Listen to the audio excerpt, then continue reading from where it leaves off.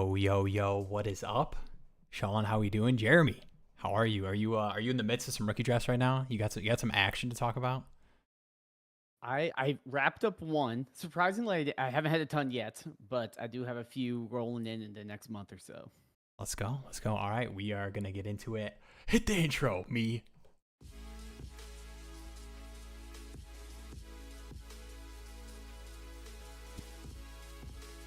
What is up, Sean? Already dropped something to Discord. Yes, and don't worry, I'm not even gonna have to do it live. I was prepped. Jeremy let me know. We've got it all ready.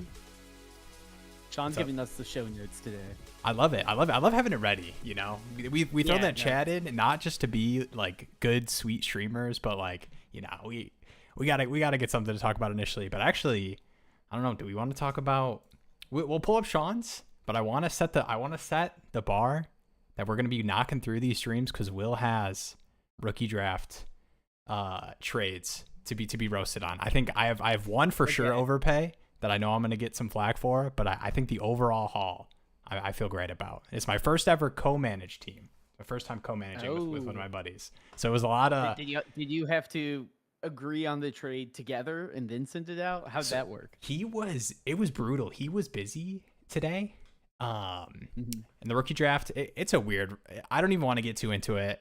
I actually told somebody, like I mentioned to somebody that like, oh, we do these live streams or whatever. So somebody might pop in from the chat. Cool guy though that I talked to, but there were some other potentially not cool guys that caused the rookie draft to Uh-oh. be delayed a day. Apparently now we don't have a timer for the draft picks, but like people are kind of treating it like there's an 8 hour timer. I don't know. Somebody should have auto drafted, which I've never had happen in a rookie draft or a startup draft before. But yeah, it was something else. But enough about me. Let's get to it. I see some trades this year. We'll pull up this trade and then we'll get into yours, Sean, and talk through that pre-draft, post-draft. Let's go. What's up, Adam? How we doing? Cooper. All right, I'm going to toss this over to you, Jeremy. 12 team Superflex PPR, tight end premium, start 10.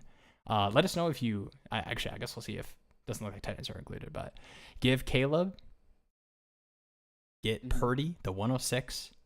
Okay, give Caleb, so these are a couple Ooh. deals. Give Caleb, get Purdy in the 106, or Kyron. Mhm. So the 106 or Kyron. Okay. Okay. So it took me a minute, but don't worry, guys. I'm there. Shoom just started. Other QB is Fields in the Superflex. Middling team could try to compete with another good move or two. That Fields that's a nice competing QB, I will say, if you're going to make a bet for a year. Yeah, I mean, I think too, unless the Fields flames out so bad, they gave him I think, 2-year, $40 million contract. I do imagine the second year's has some wiggle room for them to get out. But I also don't think the Jets have a ton of options unless they end up, with like a top 5 pick. Mm. I mean, honestly, this deal, I would probably do it, especially if you're a middling team, just because I don't want to get too picky or held up on Caleb has to be kind of a Joe Burrow type player for this to actually matter. And if I can get two good pieces, which is a Purdy, who's kind of in that Goff tier where it's like people aren't obsessed with him, but he's still tied to Shanahan.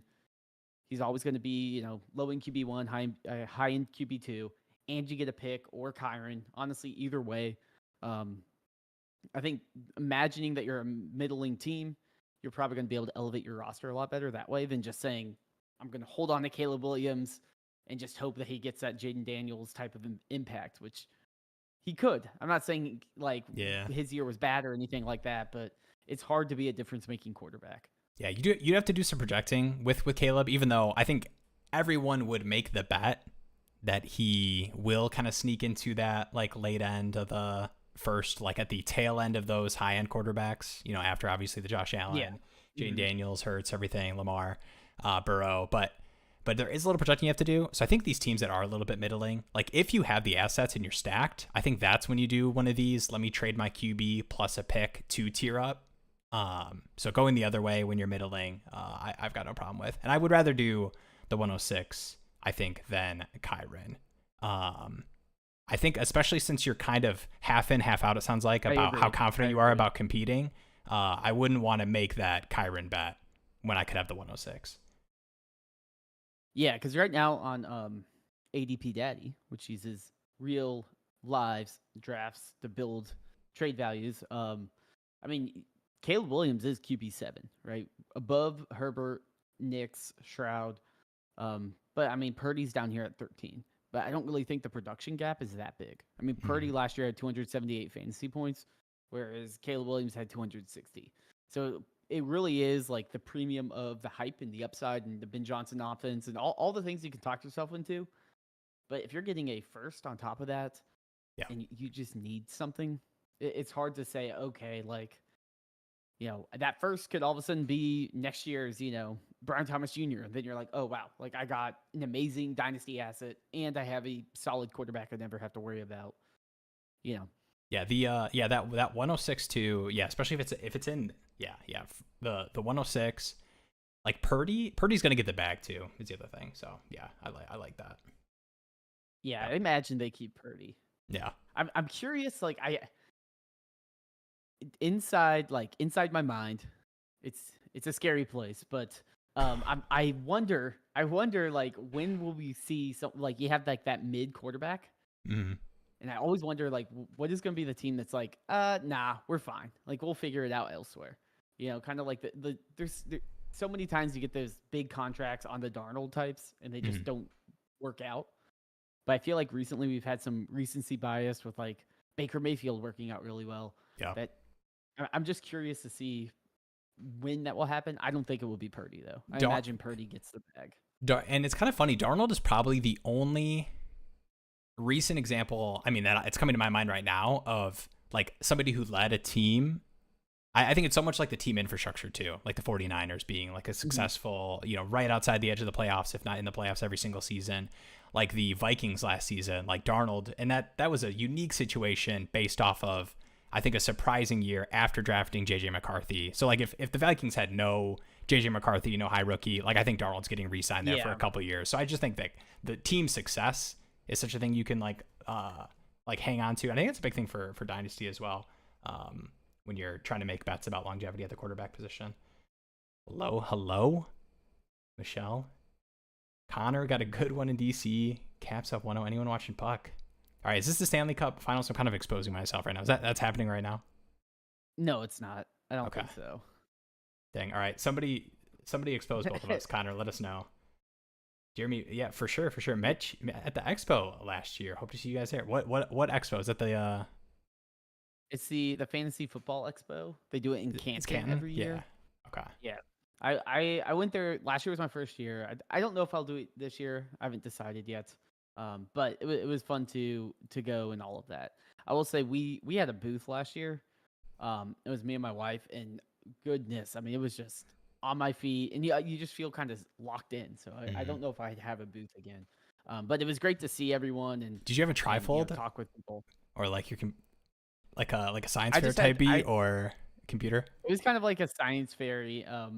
My mother-in-law, she has like a laser engraver, so she made us some like high quality signs and stuff. Dang, that's the retirement hobby.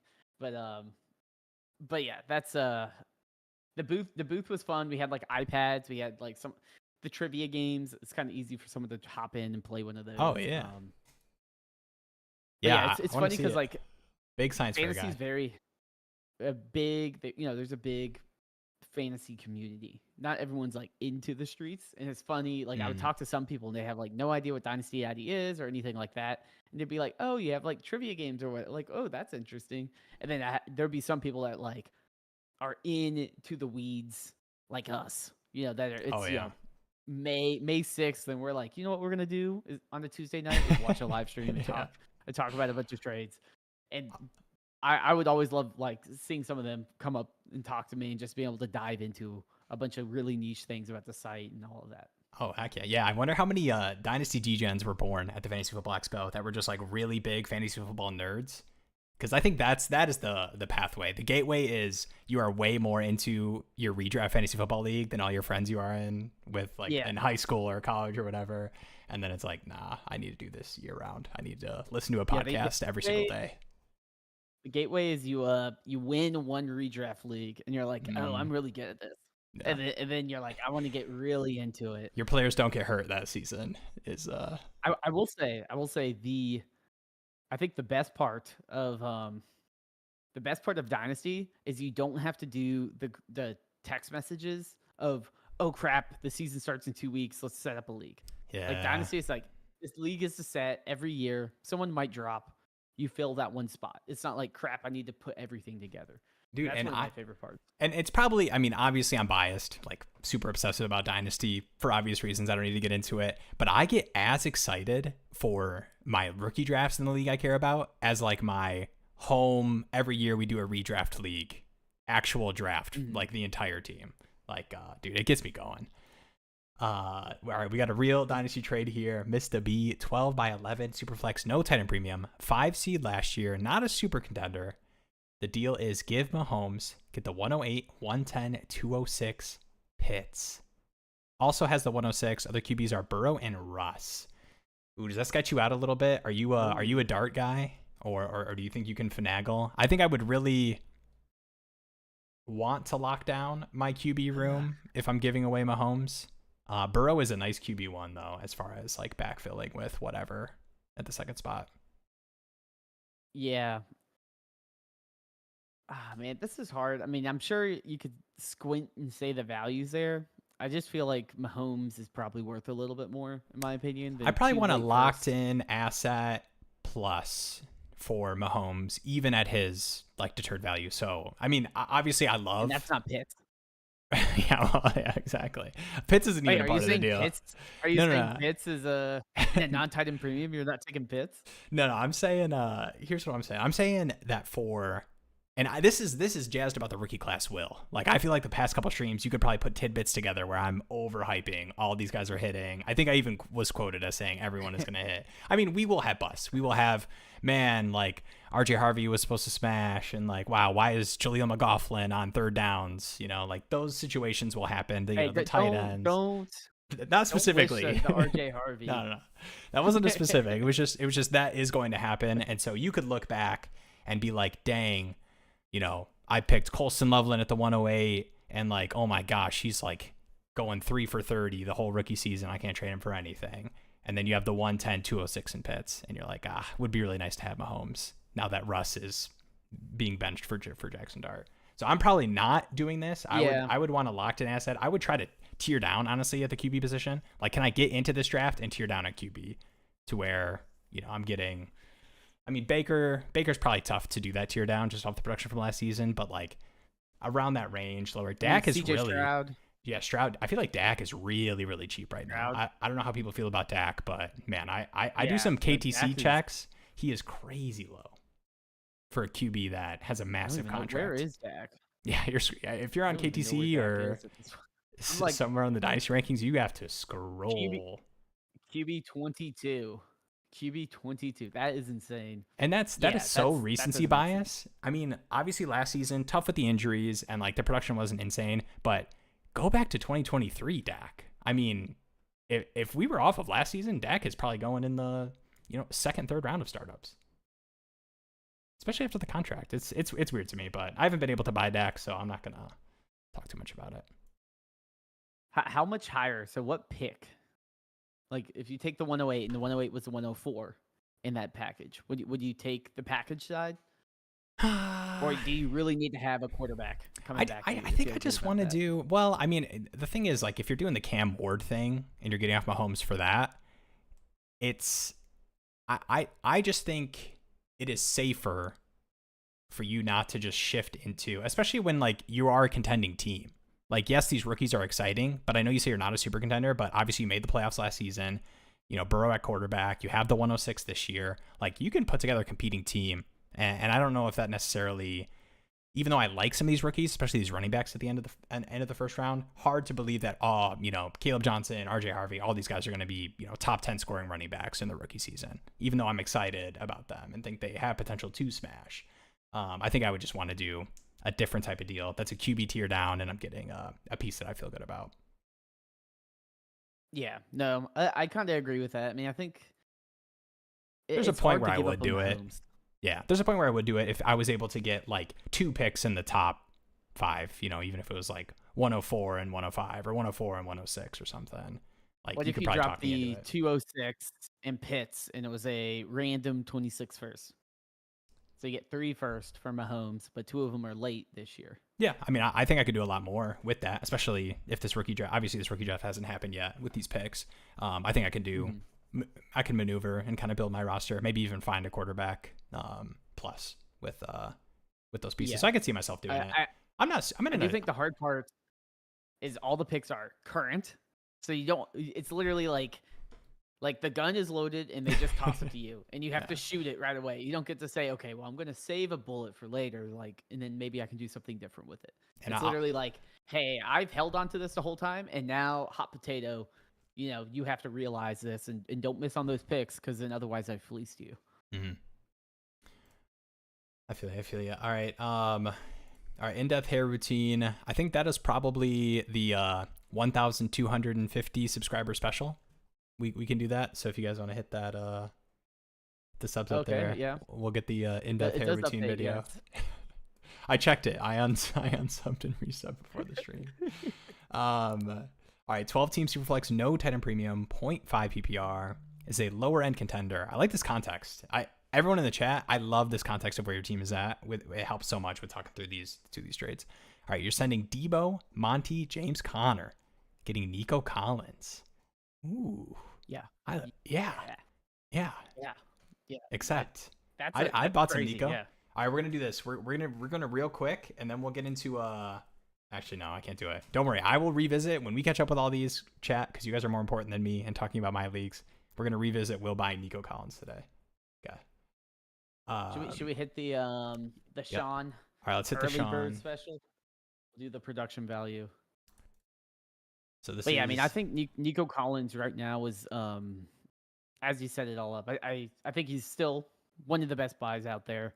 26-year-old, pre-injury, was the wide receiver one. People were hyping him up in the same conversation as CeeDee Lamb, Jamar Chase, Justin Jefferson.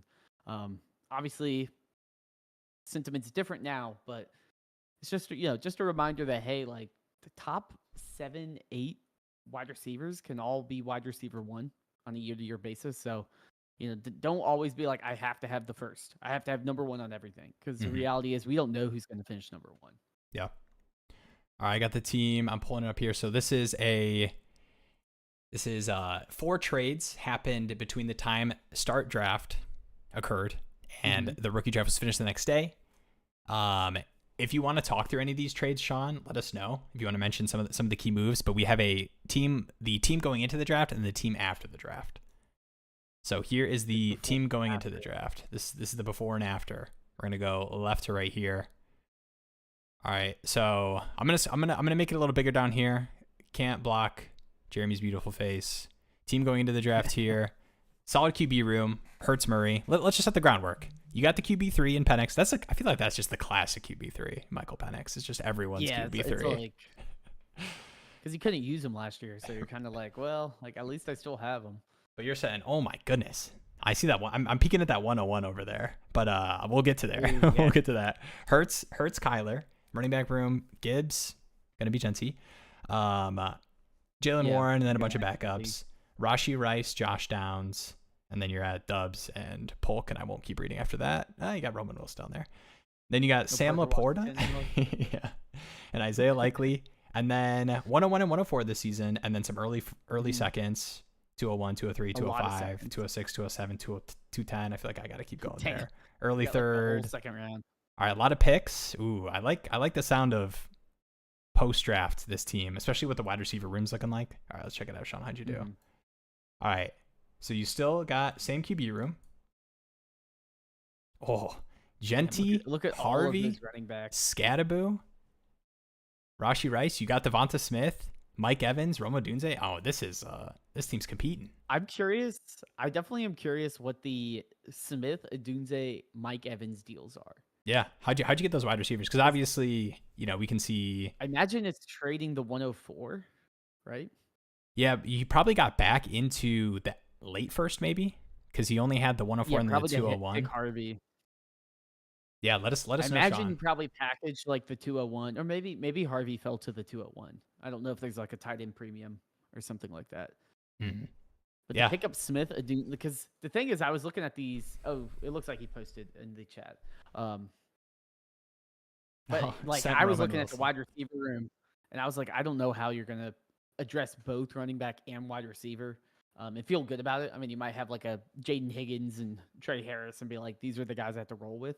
Mm. But the fact that you got Smith and Evans and Adunze, like now you can kind of now you don't have to rely on Josh Downs if they figure out whatever's going on in Indy. Then you can use them, but you don't have to rely on him, which is a nice thing. All right, so here's the Rome trade and the Mike Evans trade. Okay.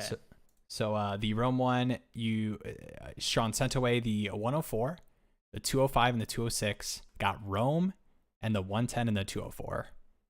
Wait. So the big move is the 104 to the 110 to get Rome. So you gave up a 206 and moved back 6 spots and got probably what would be the wide receiver 1 in this draft class, plus the 110. That's a crazy Jeremy, are you a Rome guy? I mean, I am compared. I'm to not. this I'm not class. anti-Rome. I'm not anti-Rome. I don't think he's like incredible, but I would take Rome over Tet over Rome Hunter. over Tet. I don't know if the streets on board. I feel like the streets are maybe Tet over Rome. They're probably pretty close. I don't know. Do you have a KTC or ADP Daddy up? Yeah, ADP Daddy. Rome is wide receiver 19. Travis Hunter is wide receiver 16, and Tet is wide receiver 14. I can check keep straight. Dang. Okay. I didn't think the discrepancy would be that. I guess it's not that crazy after the top end range. Keep trade cut. Hunter is wide receiver 13. Tet is 16, and Rome is 19. Okay. So kind of similar. The big difference is off of drafts, people are picking Tet higher than Travis Hunter. Mm-hmm. But to me, I this is an amazing deal. I mean, because I would take Rome.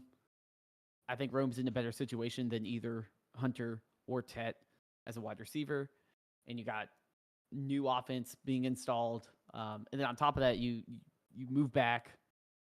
Yeah, I mean, this is a perfect deal. Yeah. I think it's more even. I'm not the biggest Rome guy, and I'm so in on.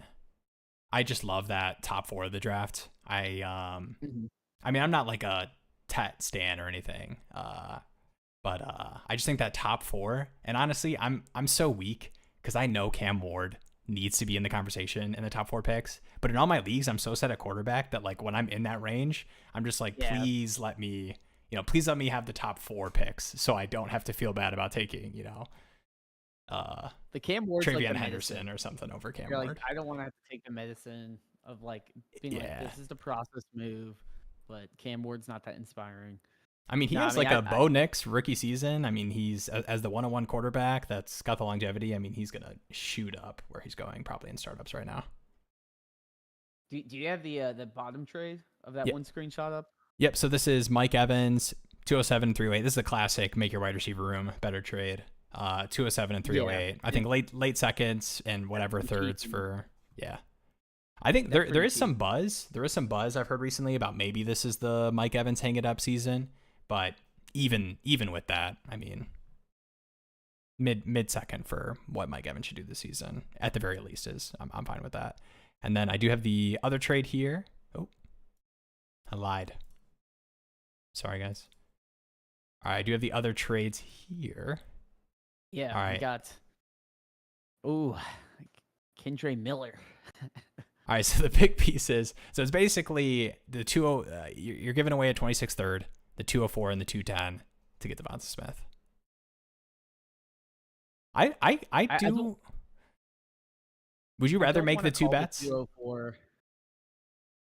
I don't want to call the 204 trash, but to me, you're trading away 2 second low round dart throws. A guy that's probably nothing in Roman Wilson for a running back that's nothing, a future pick that you can use in a trade, and a wide receiver that's kind of like a locked-in top 20 guy. Especially as a team that's needy. Yeah. I mean, that's an amazing deal. 204 was Trey Harris. 204 was Trey Harris. Interesting because I do really like Trey Harris, but we do have to remember, like, we are look back at your rookie drafts. Everyone that's excited about your mid seconds and your late seconds, I am too. Love Harris, love Bash, love a lot of these guys. But look back at all the second round receiver misses. So even though I do like these guys a lot, I love getting the third back in this deal too. That's I think that's a really underrated part of it because that Yeah, I mean, that even if 210 it's is like kind a of late a pick, I love a good third that's in the future. I don't want to take the thirds, but if I have a future third, like give me those. I can always. How many deals do you have? And you're like almost there, and they're like, I don't know if I can do it. And you're like, can a shiny third round pick tip the scales? Like that. oh That's what you yeah. need sometimes. It's just that little cherry on top.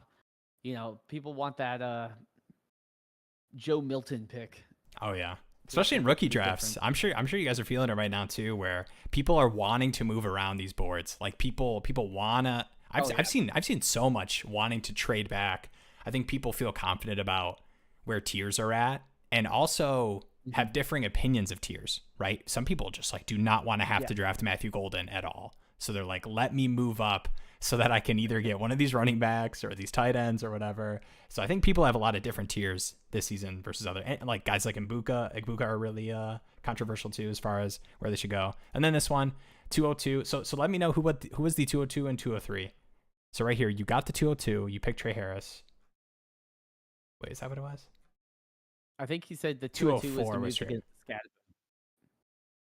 Skattebo. Okay.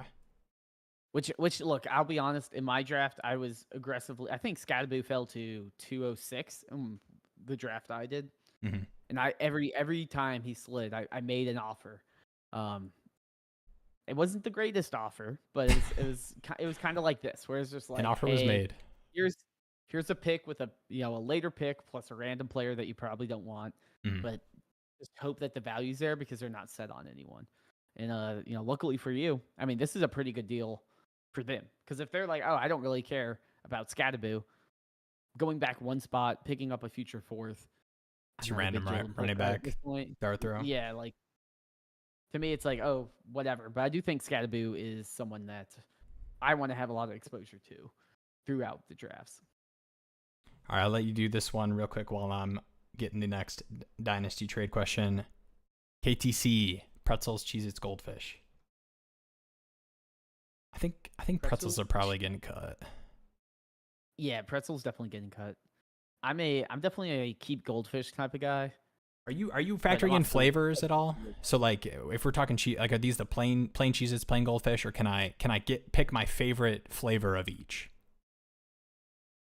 Can I go honey mustard pretzels? Can I go the hot and spicy Cheez-Its? And can I go some I'll sort give of you that. flavor I mean, blasted goldfish? That's a more interesting I'm combo. I'm pretty basic to be honest. Like I love a plain. Give me one of those plain goldfish, the big gallon jugs. That's like crack to me. I can't Ugh, stop eating that. plain everything. All right, I'm moving on. Sorry, question denied. But no, I'm definitely cutting. So we got some keep Cheez-Its. Yeah, okay. Cut goldfish. Interesting. That's bold. Cut pretzels. I'm with you. Yeah, Trey. I'm keeping Cheez-Its. I think I'm keeping Cheez-Its. Keep goldfish. Cut pretzels. Good call.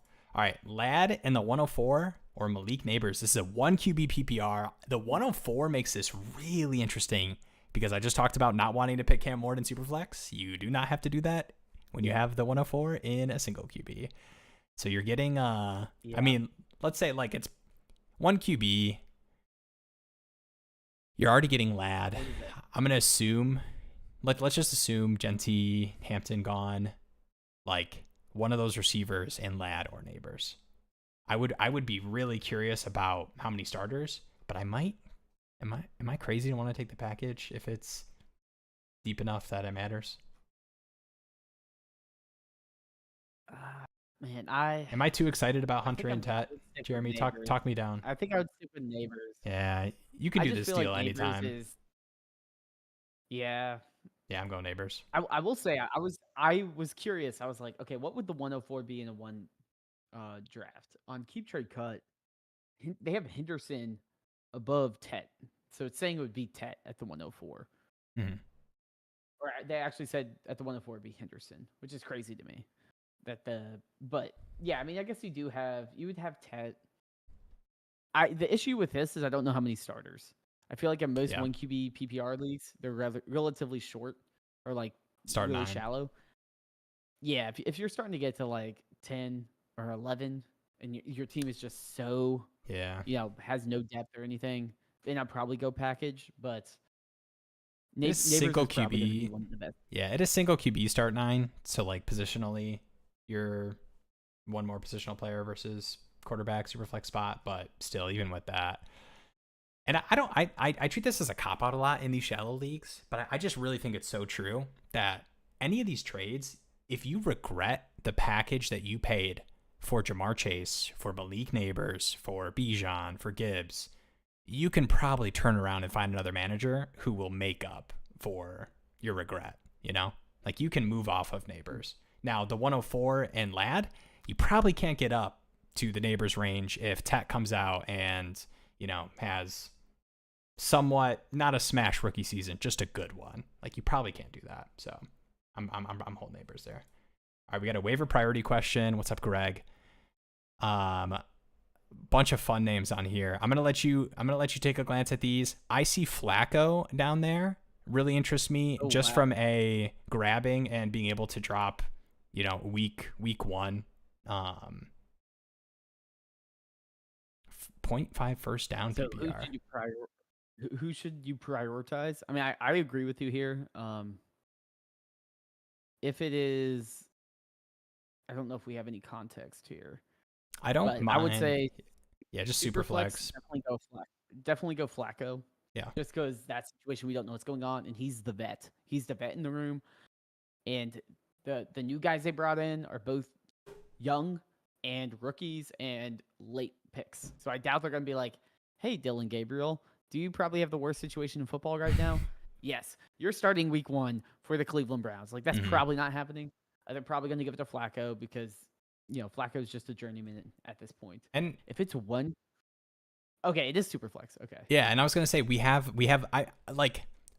Flacco is not super exciting, but we do have there's a minor precedent of him smashing for the Browns that I think will stick in people's minds where you might actually be able to move him to somebody who would start him week 1 for a lot more than you could get for what these guys will probably give you week 1. Just in terms of stashing in your taxi, I like Gaston and then Krosky Merritt. I think a lot of these guys. Maybe I'm just in too deep of leagues where all these guys are rostered. I would just get I would just prioritize running backs or unless if there's like a crazy tight end premium. Can I talk to can I talk you into a Gaston just to get one training camp highlight clip of him making some acrobatic catch and Justin Herbert's raving about he runs like a wide receiver, but we're gonna use him inline tight end. The amount of times I have held on to a random Chargers tight end on the hope, like what's it, Darnold Parham. I mean, I was in the threads defending him. I'm like, it's gonna work out. It has to. They don't have a good tight end. Sometimes it just doesn't happen. We haven't seen him play, so it could. But I just, to me, it's like you probably already have Mark Andrews or George Kittle. So it's like, okay, why am I using a roster spot? Yeah, if it's not any tight end premium, yeah, for sure the running backs, for sure. But I think Flacco would be my number 1 super flex. Yeah, Flacco's definitely the number 1. All right, here we go. Sloppy Herman. Probably should preview these names before I read them out loud. I'd like to move into the 203. Do we think a 26 second and third would get it done? I do have the 301, but would ideally hold. It's tough. I think that range is especially tough because there's a chance that's a first round receiver, maybe Golden falls. If Dart goes, the tight ends are probably gone. I would low key, I think you probably have a better chance of getting in there if you switch your 26th third with the 301. Because I think it'd be an easier sell if you're I have the 203, like I'm moving back 10 spots or whatever. Mm-hmm. I do love trading into that range. If like a Burden falls, a Golden falls, that 203 is a lot stronger than a lot of 203s in just terms of the bet. You could talk about the prospect or what they did in their last season or earlier in their college career all you want, but first round receiver or Luther Burden landing spot, a lot of times you're not getting at the 203. No, I agree. But I think, this is one of those things where it's like have a range of players in this range, and it might be the 202 to the 206, and then you just have a package. And as the players go away, you're like, okay, is this still something I would trade? And then just go down the list as everyone's on the clock. You might not get the deal, but you might actually get it. Do you drink coffee before this? I used to be a late night G Fuel guy. I'm a late night gamer boy, so I used to do that. I'm not a big coffee guy, but I don't do that anymore. I try not to do late night caffeine. Kind of messes me up. Yeah, no, I don't do late night caffeine. I do have some coffee in the morning though. This is pure, unadulterated energy. Dynasty degenerate energy you're getting right now. All right, this is the Mahomes trade. Try to get the 26 first, but he doesn't want to give that up. Might be able to get a 27. Man, you just hate Mahomes, Mr. B. Talk to me. Why don't you look around the league, see who would be interested in a QB tier down in that kind of like Dak. Who does Dak have? What can you get Dak plus? Send me a Dak plus deal. I'm giving you homework. Dak plus 2 first. Yeah, give me the Dak deal. I want you to do some Dak homework. Hi guys, what up? The Dak person probably shouldn't trade up for Mahomes, but where Dak is valued, I would try it. All right, we got pick 11. You wouldn't do it for 27 first? No 27 first? I think it's just I probably would with I'm trying to remember the structure of that deal. So this was It was a 108, the 110, and then with a 27 first. So instead of Pitts in the 206, you're getting 2 late first and a future first. 27. Yeah. Yeah, I think my big thing was I'm just going back to like where my team is at, and like if you think you can maneuver with those 2 late first in the rookie draft and a future first, if you think that's enough action for you to get a quarterback or make your team strong enough to at least be in competing and making the playoffs this season, I'm all for it. But I think straight up QB moves, I've had more luck with them being straight up than having to sell for different pieces to then go back and buy a quarterback. I feel like that's hard. Once you get off of Mahomes and get these pieces, when you try to like, okay, let me go buy a quarterback now that I have what Keep Trade Cut says my trade calculator will let me get, I just feel like I haven't had as much luck as when I'm like, I have Mahomes, I have this quarterback, I'm willing to tear down, who's going to give me a plus that's meaningful to me. That I feel like I've had better luck with, but it definitely can happen if you're confident that you can make the moves after you get that first. All right, we've got, I'm feeling all the rookie draft chats, the amount of trading in rookie drafts. It took 3 days to get out of the first round in a league I'm in. Ooh.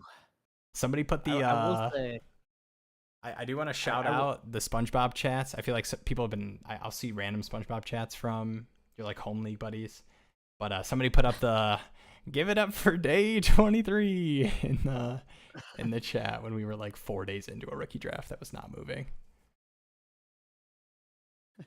I had a home league that started, and for some reason, it was years ago.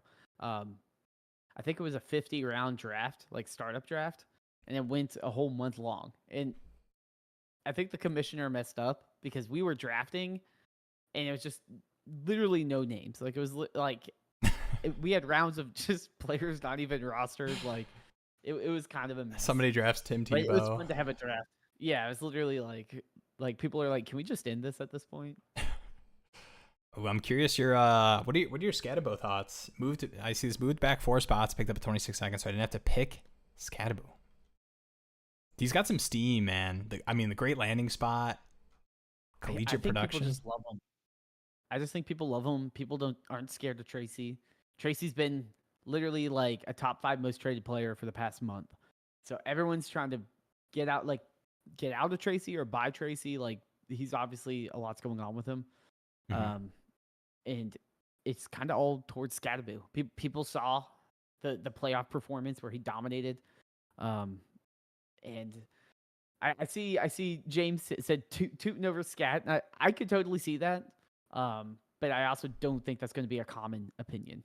I think Skattebo is just someone that performed incredibly well in the playoffs. And got an ideal landing spot of a team that doesn't really have a locked-in guy. Tracy's kind of this wild card. And Singletary isn't scary either. Yeah, I will say, I mean, he can catch the ball, and that is kind of the scary thing for the Tuten over Scat. I do like them both. I think they're both I do too. a lot better bets than the next range in terms of, I think, not even necessarily outcome, but how much you can get for them if that outcome hits, right? Like if week 1 Tuten has, 80 yards on some weird touches or whatever, even if it's like the crazy efficiency, like you're getting, random running back and whatever for a first for Tuten. Yeah. No, I agree. It's I think they're in the same tier, and I do think Tuten will be just lower valued, like in most leagues, just because the Skattebo has people didn't really watch Tuten. Most people didn't watch Tuten. Most people did watch college football playoffs and see Cam Skattebo almost single handedly pull the upset against Texas. So. It is a fun 210. I believe it's I think it's actually, is it 210? I don't know. We'll see. We'll see if he does well for my fantasy team. All right, what's going on with we got Evil Jeremy in here. Love David Tepper. Oh gosh. Oh no.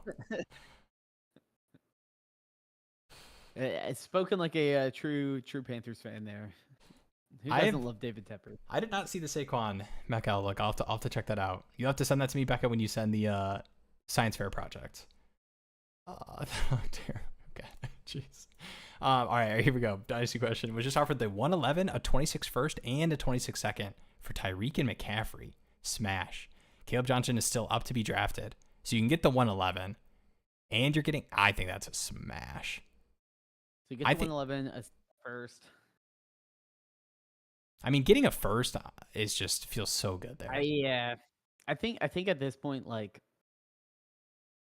just the random first, and you get a second. 2 years from now, not do this is if I'm literally like a contender. I don't know. I mean, I just feel like that's so much value back, and even if I was a contender that's kind of over leveraged, I feel like that's even more of a reason for me to be like, okay, cool. Like, in what world am I getting 2 first round picks for McCaffrey and Tyreek plus a second round pick? I can, use the 111 to actually replace McCaffrey with Caleb Johnson, trade it, whatever. But it's probably one of those things where you can get off the ride before things go off the rails. Yeah, I mean, I'm all for. I mean, I don't mind paying the price to compete, to win my dynasty league. Like, we play in these dynasty leagues not just to look at how pretty our dynasty roster is and how young and high production we have. Really? We do play like that. But the money is made when you do buy the McCaffreys and the Tyreeks that are smashing. But I think even if Tyreek and McCaffrey smash, like, to the end of their reasonable to project career age-wise, I think you still can feel good about getting a 26 first and the 111 as well as a 26 second. I think that's a great deal. How much fab? I mean, that's a good deal. How much fab would you spend on Trevor Etienne? I guess more percentage-wise, and Taj Brooks post-rookie draft. Fab doesn't get replenished. That's tough. I'd really be curious about, like, bench spots. If you can, like, if you have a taxi open after the draft that you're putting one of them in for, that would kind of impact a little bit. I'm not rushing to get Trevor Etienne. I'd probably rather have Taj Brooks. I'm not a big Etienne guy. I'd rather have Taj Brooks. But I mean, I think both your points are valid, because I think really we don't know your league situation. But I mean, I probably wouldn't put more than like 5% or so, like, combined.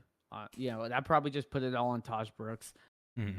And even if someone picks it up, like, the chances someone's probably going to cut him or cut one of them when the season's going on and they just don't need them. Like, the only time they're going to have value is when, Chase Brown goes down. Chuba goes down. Like, that's the only time they're going to really have value. So it's kind of like, hey, I just hope I picked up the right one. Yeah, and rebuilding. I mean, you do want to be active on the waiver wire rebuilding, of course. Don't hear what I'm not saying. You want to be active on the waiver wire when you are rebuilding, but you don't need to be active. Like it is. You want to be able to sell what you're buying off the waiver wire, and if you're not confident, you can do that. Like if you can't pick up a quarterback, like spend all your fab to get a quarterback and immediately trade him that week. Like if you're not confident you're legal that you do that, then I don't mind trying to get one of those running backs. All right, we're going back to the. I'm pretty against this. I'm not gonna lie. I love the 26 first deal. So Echelon here says, but what are you doing with the 26 first in that CMC deal? Probably buying a vet mid-season if you're a contender. Give me Tyreek and CMC. I think we found the other side of the deal. No, I think here's the thing. Man, we just we preach about firsts being insanely flexible. The one asset that everyone wants. And yes, if you're competing, you want Tyreek, you want CMC, but I've talked about it before where Tyreek's the end of last season, if that's indicative of what we're going to see this next season, he's not worth that buy Tyreek price. He's worth having, he's worth, starting weekly. But just not a 111 and 26 first. I don't hate paying to get CMC, but I'm just not giving a future first and a 111 for it. I will say we can rewind the tape. I did hesitate for a second, and I do think the value is on the package side of all the picks. For sure. I don't think it's a fleece. Yeah. But I mean, to this comment, it's to me, it has to be such a specific team, right? I mean, if you are a contender and you have a crap ton of picks, that doesn't matter, right? If you have 5 seconds, 26 first or something like that, it's okay, I don't I need to spend it on something. Sure, go for it. I do think there's so much that could go wrong with CMC and Tyreek Hill that probably will go wrong from a dynasty fantasy football perspective in the next 1, 2, 3 years. That in most situations, I'm just going to take the package. I assume that is going to work out in my favor more times than not. Mm-hmm. I think it has to be a very specific team for me to be making a deal like that. Yeah, I think the one out you have is you win the league that season. Then you're I feel good about the trade. If that doesn't happen, you you're instant regretting this. And I get that that's kind of the deal with buying vet pieces, but I just think there's so many more outs for you to. I mean, even pivot, take that 111 and a 26 first, and buy. I mean, you could buy one piece that is a competing piece that is younger. I think the 26 first and the 111 could get you a receiver you feel better about than Tyreek this next season and is a little bit younger. Where the alligator's at? Sorry, that jumped in my eye. But yeah. So that's where I'm at. I just think you can lose so much harder on the other side. Even though I understand wanting to buy vets. I will say I have lost like that before, where I'm trade deadline on CMC, CMC's right? crashing. Yeah, CMC it was prime. He's dropping literally 30 points a week. Traded 2 first-round picks. One turned out to be the 111, so cool, whatever. But I lost. And then the 2025 first I traded, we have a lottery system in that league. That one turned out the guy missed the playoffs, even though I thought he'd make the playoffs, and that pick ended up being the 102. So it's something where it's that 26 first isn't set in stone yet. A lot of things can change. I just feel like there's less scenarios where the 111, a first and a second is going to be the wrong decision. Mm-hmm. All right. War Daddy. At the 104, 105, and 106, only need RBs to compete. Would you add a 26 first to the 104 to get the 102? Assuming you're talking about going up and getting Hampton. I would not. And here's what I will say about this type of move. One, I would be much more willing to commit my rookie draft, having the 104, 105, 106 to obviously first adding value. I mean, we talk about it. You don't draft for need in the rookie draft. You want to draft for value, and you're able to move around the league if you feel confident you can make moves. One, I will say, I just pulled up. So underdog rankings right now. And just in terms of the ADP, where these running backs are going, Hampton is the RB 15. So I just will say I love Hampton, and I think there is a chance he smashes this season. There's also a chance that, Najee gets more work this one season than we're expecting. Maybe it's the first half of the season, and he isn't a smash running back, and he's more of a low-end RB2 to start the season and then smashes later in the season. So adding a 26 first on that to put myself in a position to compete versus really drafting for value. I mean, Travion Henderson is the RB20, RJ Harvey's RB22, Caleb Johnson RB26.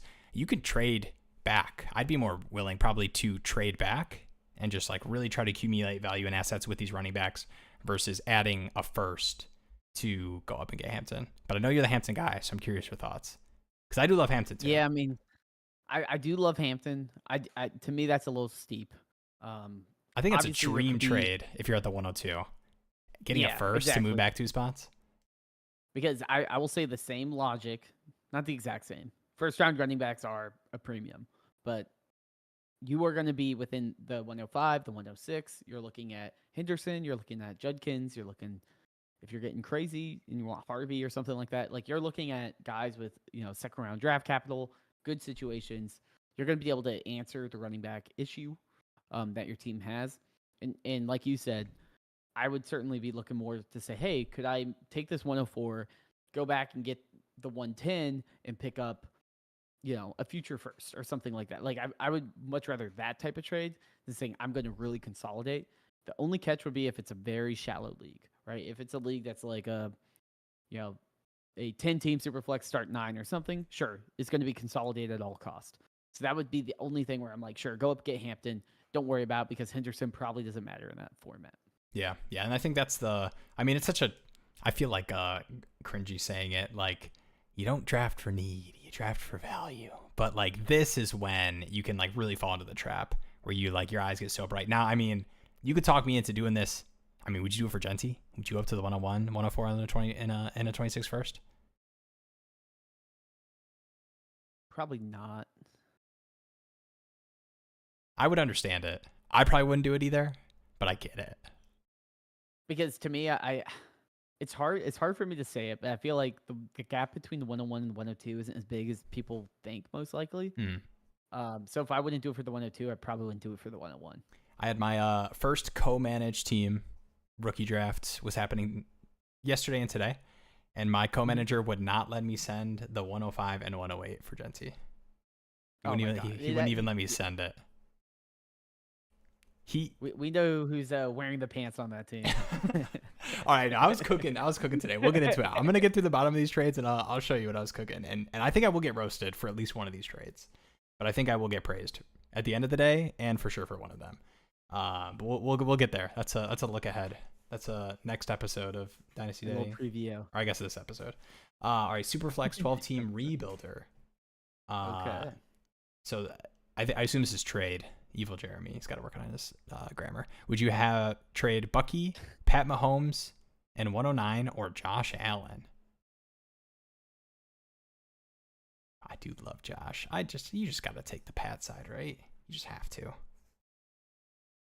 There's a chance that we've seen the worst 2 fantasy seasons of Patrick Mahomes. I think there is a chance. It's hard. I think I can easily trade almost every other player except for Josh Allen. I feel like that's just such a hard one because I don't think any player is just so consistently number 1 or number 2 in recent memory, right? Even wide receivers. Nah. I mean, like 5 years ago, Odell Beckham was like a top 10 wide receiver or something. But Josh Allen has just literally been nonstop. I do know there's a point where you just need to cash out on that elite value because eventually it's not going to happen. Especially with his playing style, I get nervous with that. If you're Josh Allen and if Evil Jeremy is the Josh Allen side and is Josh isn't going to want to re-sign with the Evil Jeremy team with the roster that I put together for him. He's want to get out and go to a competitor, and you just have to get off of him. You are just depleted. Would you do it just to get still a maybe not as 2 seasons ago, but still seen as an elite quarterback in Mahomes and young running back in Bucky and the 109? I mean, I'd probably try to move Bucky if I was rebuilding, but still. I would certainly do this trade if I was a rebuilder and all I had was Josh Allen, right? Because I get Mahomes, I get a running back people care about, and I get the 109. I'd probably be looking to say, okay, does Bucky Irving fit my window? If so, cool, I'm good. If not, what can I do with Bucky Irving while he still has this value? If you're a rebuilder and you're trading away Bucky, Pat, and Mahomes, I hope it's a shallow league because assuming you're a rebuilder, you probably don't have a lot of other valuable positions in other spots. So I'd be more inclined to split things apart, try to build up assets and consolidate everything into a trade up to try to get the best player. Mm-hmm. But that's definitely an interesting deal. I mean, usually I'll see a deal for Josh Allen. And I'm like, no way. Like, I'll never take a deal like that. But that's definitely something where you have to sit and think on. It's hard. It's hard to say no to a package of Mahomes plus 2 first in value. I know. I mean, I guess you couldn't really show it to somebody because you would have had to have seen Bucky's rookie season. But like 2 seasons ago, you're like, hey, let me move back 1 spot in the startup for the 109 and a running back that scored the way Bucky scored in his rookie season. Now, obviously, that's not where we're at today. You can't live in the past in Dynasty. But, I mean, there's a chance Chiefs defense isn't as dominant as it's been the past couple seasons. And Mahomes gets somewhat closer back to smashing. I mean, he lost Rice the whole season last year. Rookie receiver. Kelsey is old. But we can move on. Oh, I skipped this one because I actually pulled it up. All right, would you trade Calvin Ridley and an early 26 second for Evans and a 26 third? I will do a plug. I'll do a plug to the video that we released. Talking about wide receiver or cliffs, not ceilings, cliffs. But that's something like I remember one of the comments on there was talking about this guy gave a 26 first, like one of his league mates gave a 26 first for Calvin Ridley. And they're like, you probably should have watched the video before sending a first round pick for Calvin Ridley. Mm-hmm. In a deal like this, I assume you're a contender, right? Trading for Mike Evans. Yeah. I would probably do this. 26 second, can't really guarantee an early second. It's just how it is. And I'm getting off Calvin Ridley, who something I saw in that video that that I did research for is like a lot of times players fall off once they get outside of that elite range of production, like the 90th percentile production. And Calvin Ridley has never really hit that mark consistently, whereas someone like a Mike Evans has. So you can feel much more confident that if Mike Evans is playing, he's going to be a relevant starter. Whereas like Calvin Ridley, like you kind of have to ride the roller coaster of, oh, people like him now, people don't. So a deal like this, I would definitely take the Evans side. Yeah, it's pretty close for me. I really, and it's a little bit like the sentiment behind Calvin Ridley and like, last 2 seasons were thrown away with, the Will Levis season. Mailman. Yeah, throw it in the trash. And then Cam Ward, 101. And, the assumption that the rookie quarterback is going to, smash for the Titans. But I think there's some kind of the Callahan, former Bengals passing, attack. Maybe we see some of that in Tennessee. I'm not buying it, but I think people could buy it. I do like these kind of deals where you are like making a bet on a player and the flexibility of getting a better, like the 3rd second swap is that's my bread and butter, man. Like flexible. Those are the deals I always, whenever I get a 3rd, I'm like, okay, let me stick a player I don't believe in to get a player I do believe in and in at 2nd. Like that's one of the best deals you can make. Like that type of structure. I think it's pretty even. I gotta hop off the fence on this one. If I gotta compete, I gotta put myself in I got a competing team. I got Calvin Ridley at that wide receiver spot, and I'm just not excited. I think I'm taking the Ridley side, but I'm not feeling great about it. Wow. I think I am. I think I'm just gonna make the bet. Well, I edited the whole. Took me like 3 weeks to edit that video, talking about Calvin Ridley not smashing. Yeah, maybe it didn't resonate. I mean, you're sick of hearing about Calvin Ridley. I mean, Ibuka wide receiver 1 is kind of the biggest issue with the Evans side. No, it's tough. I I mean, don't know. I think McMillan's both sides there. make McMillan's sense. there. Yeah, I like the flexibility. I like feeling like a good dynasty player, making the what I'm assuming is I'm making a player bet process. But I mean, yeah, I'm not going to pretend like Mike Evans is not going to project for meaningful production more than Calvin Ridley this season. Yeah, and I assume if you're doing this type of deal, you're probably a contender. And if not, like, hey, week 6 comes along, your team sucks. Trade Mike Evans for Mike Evans in the third for a first. True. And now all of a sudden you're like, cool. There's a lot of ways out of that too. Mm-hmm. All right, Dabadoobie, 106 in a 1 point tight end premium. How would you order Tet, Colston Loveland, Warren, and Henderson? Full point tight end premium. Ooh. Okay. I probably still.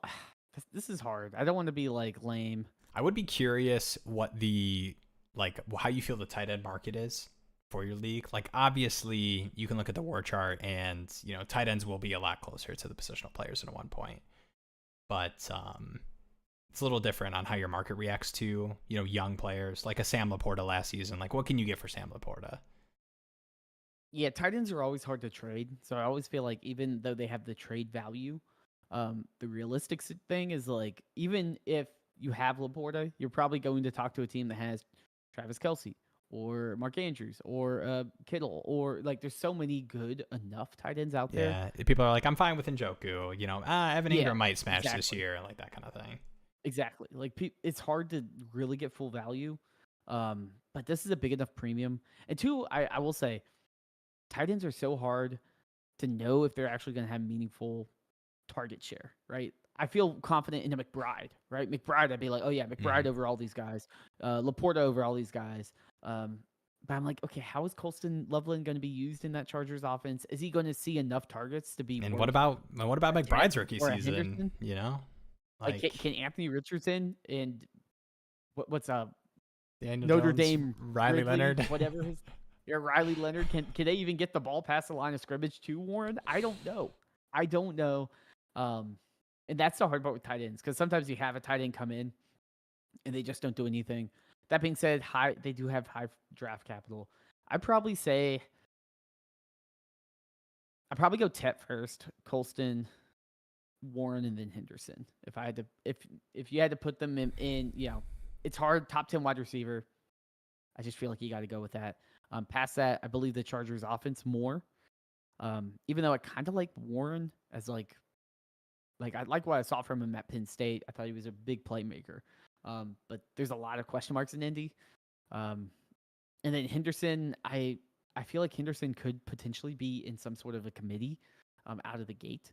And with the full point tight end premium, it's probably Colston and Warren are probably more flexible options at that point. Yeah, and I feel like I can trade tight end for running back plus a lot easier in these 1 point tight end premiums. Mm-hmm. So like even if Colston Loveland start of the season it's going pretty slow, I think people will still kind of buy into the Ben Johnson has a plan for this man. He would not take him this high. Or once the Colts get an actual quarterback, like I feel like he'll be able to move these guys. I think they'll carry some weight. Wait, I think I said Colston went to the Chargers, right? You said something about the Chargers, but I thought maybe you were just talking about Hampton. I meant the Bears. I don't really listen. I don't really listen when you talk. I just wait for my turn to talk. So I guess if I had to order, I was trying to talk around having to order them, but I'm probably going Tet, the tight ends, and then Henderson. If I have to pick one, I guess I'll go Tet, Colston, Warren, Henderson. I think Colston has the highest upside. But if I had to make the bet rookie season, I think that, funny enough, I think that Warren probably, if I had to make a bet of who scores more fantasy points per game in the rookie season, I feel more confident that the Colts are going to design touches for Warren than I do with the Bears, just with current weapons. But, I mean, I don't feel great about either of them smashing rookie year. I mean, sounds like you're an Anthony Richardson truther over there. I'm a big. There's dozens of us. You know what's funny? You know what I almost care more about than the quarterback situation is like what the head coach, offensive coordinator want to do. Like when they are in their meetings, they're, working through their play calls, everything. If they are like, we need to get the ball into the hands, look at what this guy did at Penn State. And I think that like Shane Steichen might have that a little bit in him. But I also don't want to get too jazzed. I hope so. I mean, I do think Warren is a playmaker. I'm excited. I think it's the perfect spot. I mean, not for Warren. It's not a perfect spot for him. But I do think he's the type of player that if Anthony Richardson is going to make it, he needed some sort of pass catching help. That's a big body playmaker for the short yardage games. Not like the Downs Pittman type, like someone that, can really help between the numbers for him. So I'm hoping it pans out. My Anthony Richardson shares need him to. Chat, Chat, let us know. Letty. Tet or Warren, and why. So pick your call, Tet or Warren. I want to start with you, James. Colston, Loveland, or Warren. I was about to say that I love that you have Tet first. I agree. I think you just can't ignore top 10 wide receiver draft capital. I mean, you talk about the tight end position, being excited about that as well in a tight end premium, but I just would rather make a wide receiver bet, just the position. But yeah, let us know. We got Kyle returning. Here we go, Kyle. Yo, I was the dude with Josh Allen questions last week. No one wanted to trade, so I guess I'm stuck with him. Yeah, that's crazy. Josh Allen. That is crazy. Josh Allen hits the block. I am berating. I am asking, what do you want? Here, this player plus, I'm willing to do. I'm in their DMs. Like, give me your Venmo. Like, what do I need to give you? Shout out to Scott. Scott's a big. He will tear down his teams. I'm in a couple leagues with him. He's been in the chat a couple times. He put Justin Jefferson on the block, and he like really wanted to get a bunch of future assets. I ended up trading like London in a couple first. This was like London's rookie season, but I berated that man. He had many text messages. I mean, you need to respond to this, even if it's a no. I need to know.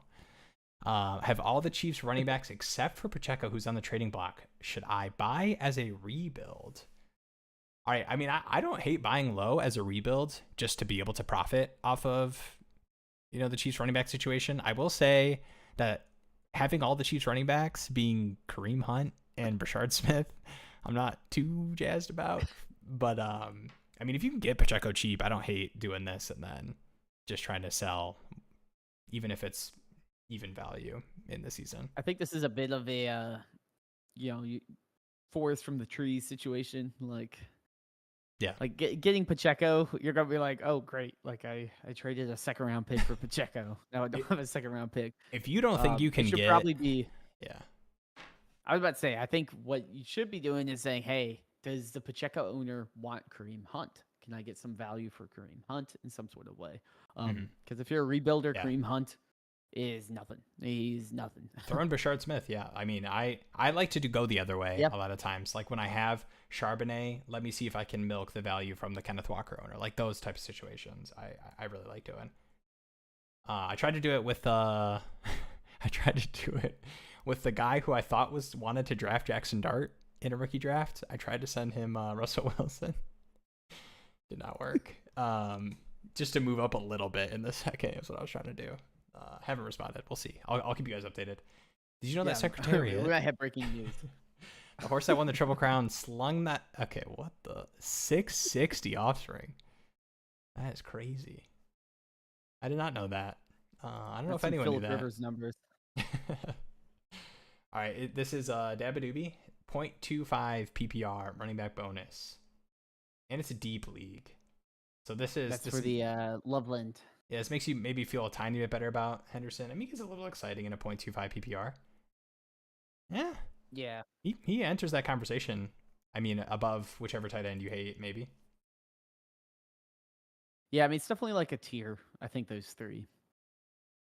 I just feel like I'd probably trade back. I feel like trade back. Yeah, I mean, I'm just not convinced in that Henderson Judkins range. Like, sure, I want to have some of them, but I also feel like I could just get Harvey a couple picks later, and probably get Harvey and a Johnson, and have a mix of those guys, and they're probably all going to be around the same caliber of player.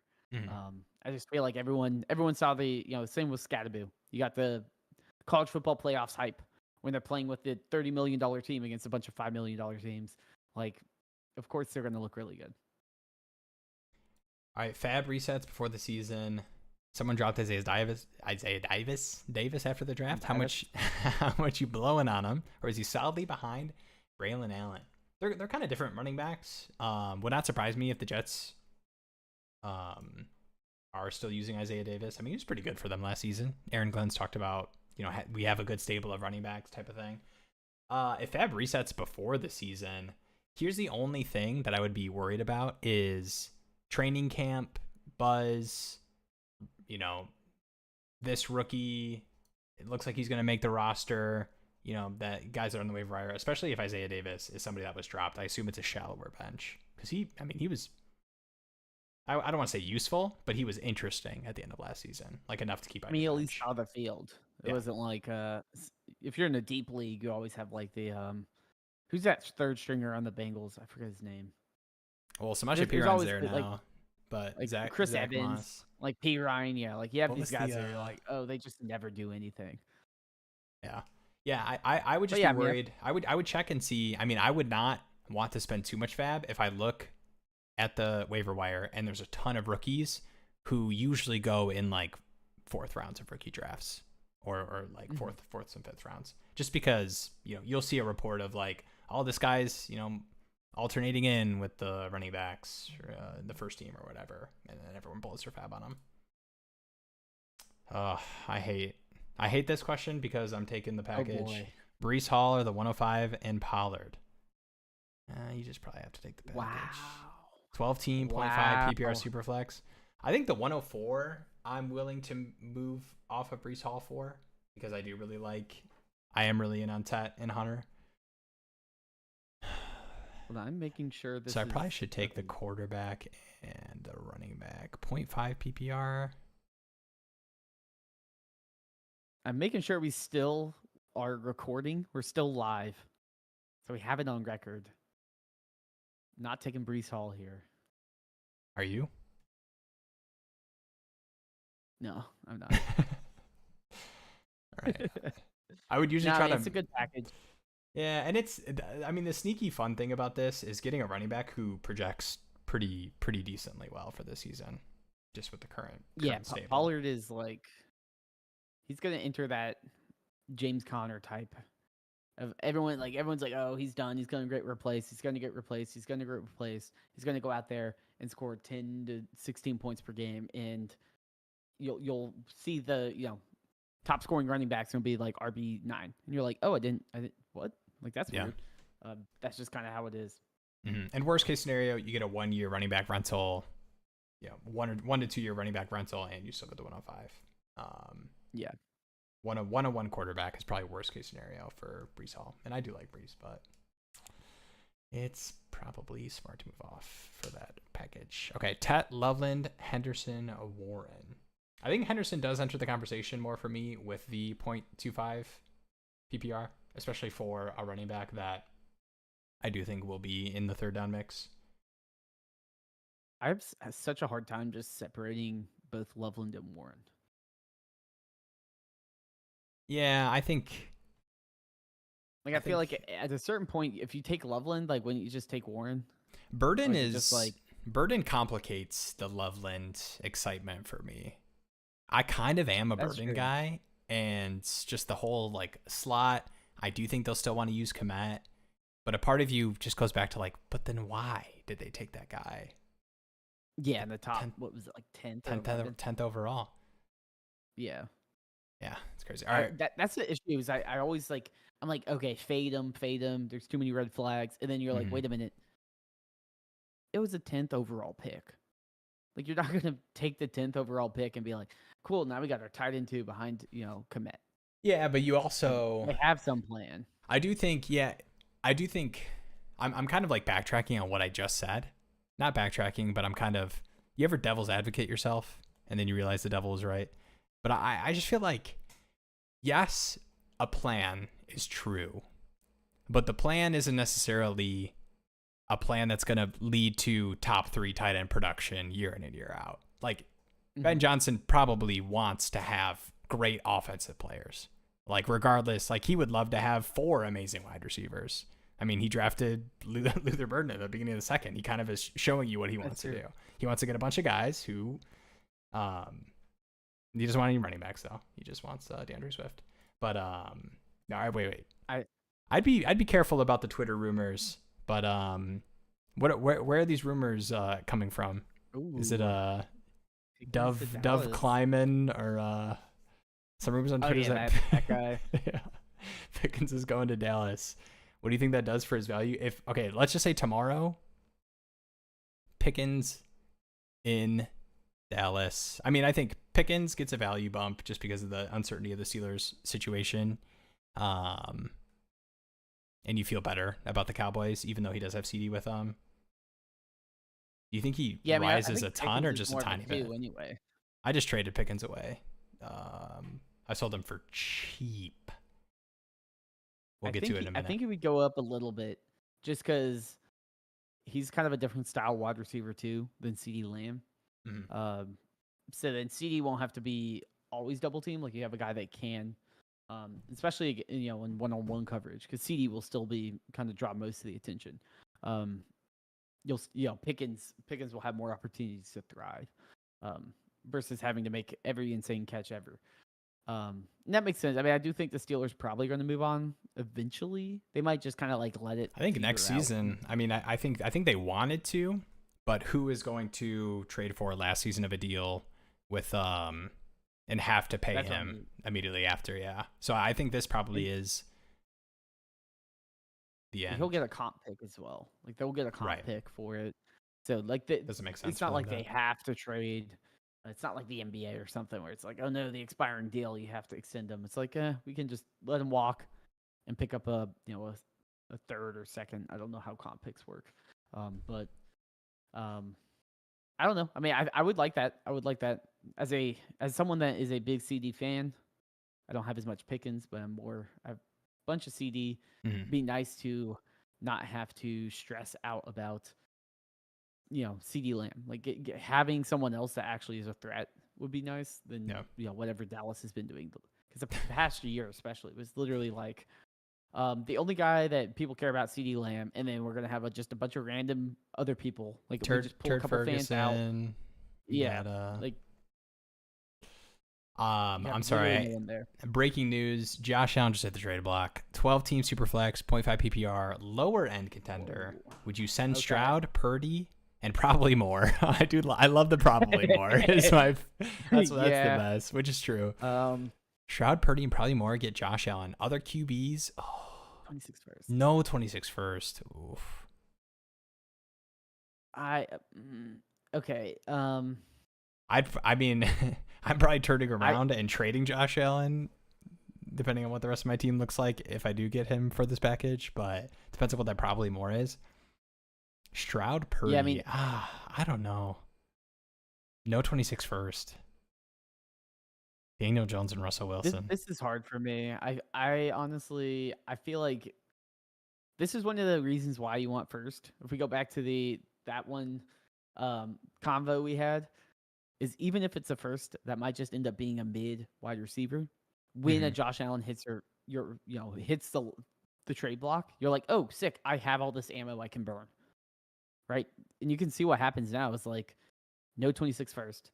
You don't have a ton of ammo that you can burn to go get a Josh Allen when there's a buying opportunity on these players that rarely ever have an opportunity to buy.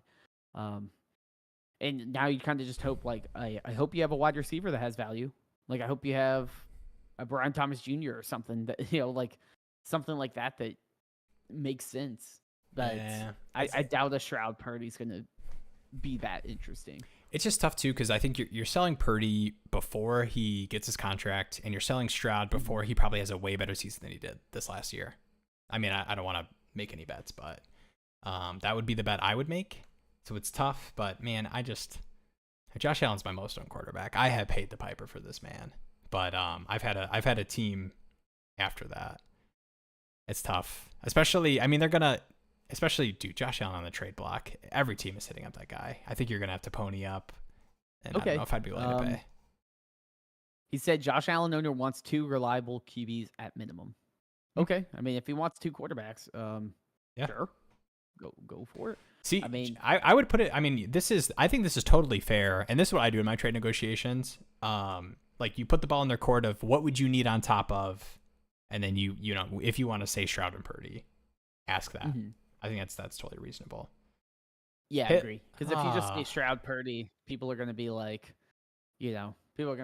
oh, like that's insulting. Can you believe someone sent Stroud and Purdy for Josh Allen? Right. But if you're like, oh, like I know this isn't a 1-for-1 fair deal. What would you like on top?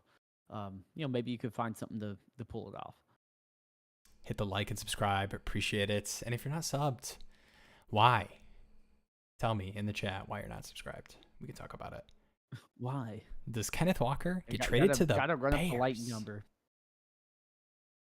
No, Kenneth Walker? Brees Hall does. Yeah, I saw there's some stuff going around about calls being made. I think the tough thing is teams, running backs rarely get traded. Just the value is very tough to move off of like a talented running back. Obviously, there's like the Saquon Barkley situation, but that was more of a contract re-signing situation than it was like a straight up trade. I don't want to. What was I gonna say? Oh, I don't want to poo-poo on all the trade rumors, but I feel like around this time, what's the big sport on? NBA. Sorry, Connor, it's not puck. It's NBA playoffs. In the NBA, there's all these big trade rumors, and then you have the big Luka trades and all of that. And everyone talks about it. That stuff just doesn't happen a ton in the NFL typically. Yeah. Right. Like you never see, oh my gosh, like Mahomes got traded. Like it's the biggest trade you get is like an aging Stafford when it makes sense goes to the Rams or something like that. I could see it happen. I'm not going to put a bunch of faith in it to be like, oh no, I need to offload Swift right now, or I need to buy Zach Chardonnay. It's like, okay, like when it's real, it's real. I'll deal with it. It doesn't kind of change the process that I'm teams don't want to trade their good players, and I know running back feels like the type of position that's like, well, you have Charbonnet who's been good for you in spurts, when Kenneth Walker's been out, but they probably also see that as we have a running back who, when he's hurt, we have one that can fill in and give a similar production, and we use both of them. I mean, teams, it's not like the Bengals are like, we already have Jamar Chase, we can move off T. Higgins. Like teams want to keep their good players. So I'm sure the call, if it happened, was like, you guys want to move Kenneth Walker? No, unless you give us a first. No, why would we do that for a running back? Okay, see ya. My rebuild has all the Jags running backs and the Bears running backs. It might be a mistake. Well, we'll see. I feel like you're insulated at that point. Yeah, having running backs in a rebuild, you got to have your finger on the trigger, being ready to move those things as soon as. Oh yeah. Tuten has a good week. Tank Bigsby, he's gonna be the guy. Yeah, you gotta be willing to move. You gotta know other teams' rosters too, because like if you're like, oh no, this person's RB got injured. By the time they realize it and they open up their sleeper app and they start figuring out what teams to trade to, you want to be like, oh, I already know you need a running back. Here's a deal right away. Don't look at anything else, because there's also a convenience factor, right? Like people don't want to have to deal with, like, oh, here's a trade and someone just, not to call anyone out.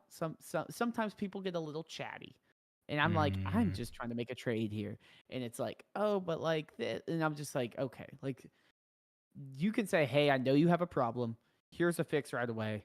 And I might get you might be able to get 15% cheaper of a deal somewhere else, but you also have to put, 15 to 50% more time into actually finding a trade, talking to the person, going through all that process. Yeah. So like being proactive and really kind of being, you want to be that feeder team for all the contenders, and then kind of like leverage them all to be like, oh, like who's your best friend? Who's going to give you the best trades? Because like you can kind of, I know whenever a team is like a middling team, I know I'm rambling, but whenever a team's like a middling team and they are like, you know what, I'm going to rebuild, right? And then they kind of let everyone know, and it's usually like the first big trade, and you're like, oh my god, and like that's when everyone's like, oh, they moved off of this guy. You're like, I have to get in there because the waters of the league are about to change significantly. Yeah. And if I'm not being proactive enough, I'm going to open up Sleeper the next day and be like, whoa, there's 4 trades. And now, the top 4 teams on Dynasty Daddy are all different. And my team fell down because I didn't do anything. Yeah. So definitely try. You got to, be able to read the winds of your league. Yeah. And 2, I mean, sometimes you have to kind of take what you can get too, especially, I mean, it's got a little bit different probably with the Jags running backs, just because, Tuten, you can probably hold off of or hold out hope that he will have a section of time in the season where, yeah, we're going to start ramping him up or whatever, or he gets more touches than he did the previous week. So there's certain situations, but yeah, like definitely older veteran, or you just don't trust longevity. You got to be willing to finger out the trigger. All right, what do you think about Jackson Dart? Got roasted for taking him at the 110. Yeah, I think Dart's fine at the end of the first, early second. I think it's a risk tolerance thing. And there's just no question the quarterback position matters. He does run a little bit, but there's reasonable fear to have for a late first round quarterback going to the New York Football Giants. That is a reasonable fear. So it is a risk tolerance thing, but I think that's fine. Yeah, I mean, I think it's probably a little early, but I also don't think it's like atrocious. I mean, I remember, I remember a couple of years ago in one of my leagues, I think someone picked like James Cook at the 103, and everyone was like, "Whoa, like what? Like James Cook at the 103?" Yeah, like I don't know how high he was. But everyone was like, "What in the world?" Third. And it's like now it's not as bad. Like it can pan out, and the 110 isn't like completely like you took him over what Caleb Johnson, RJ Harvey, who I love both of them. But if your team's like, I need a quarterback and I can't use this 110 to get anything good. I mean, people last year were like, don't take Bo Nix. Don't take Michael Penix. Don't take those guys. Both of them are worth way more than a first now. Yeah. So outside of me being able to give you the exact number they finish with, what can you trade week 1? 15 fantasy points, RJ Harvey, Caleb Johnson, really strong workload. Like what quarterback could you trade that for? Strong, like if they just hit out of the gate. Like they are for sure, 70% snap share. It's like, okay, these guys are going to average, 14, 17 touches a game. What quarterback do you think you could trade that for after week 1? Ooh.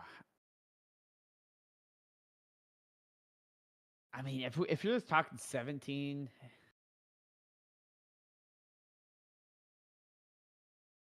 what did we say? Dak was QB. I was looking KTC. I just wanted to look at QB. Yeah, I was like, he's QB 22. Oh, Dart's 23.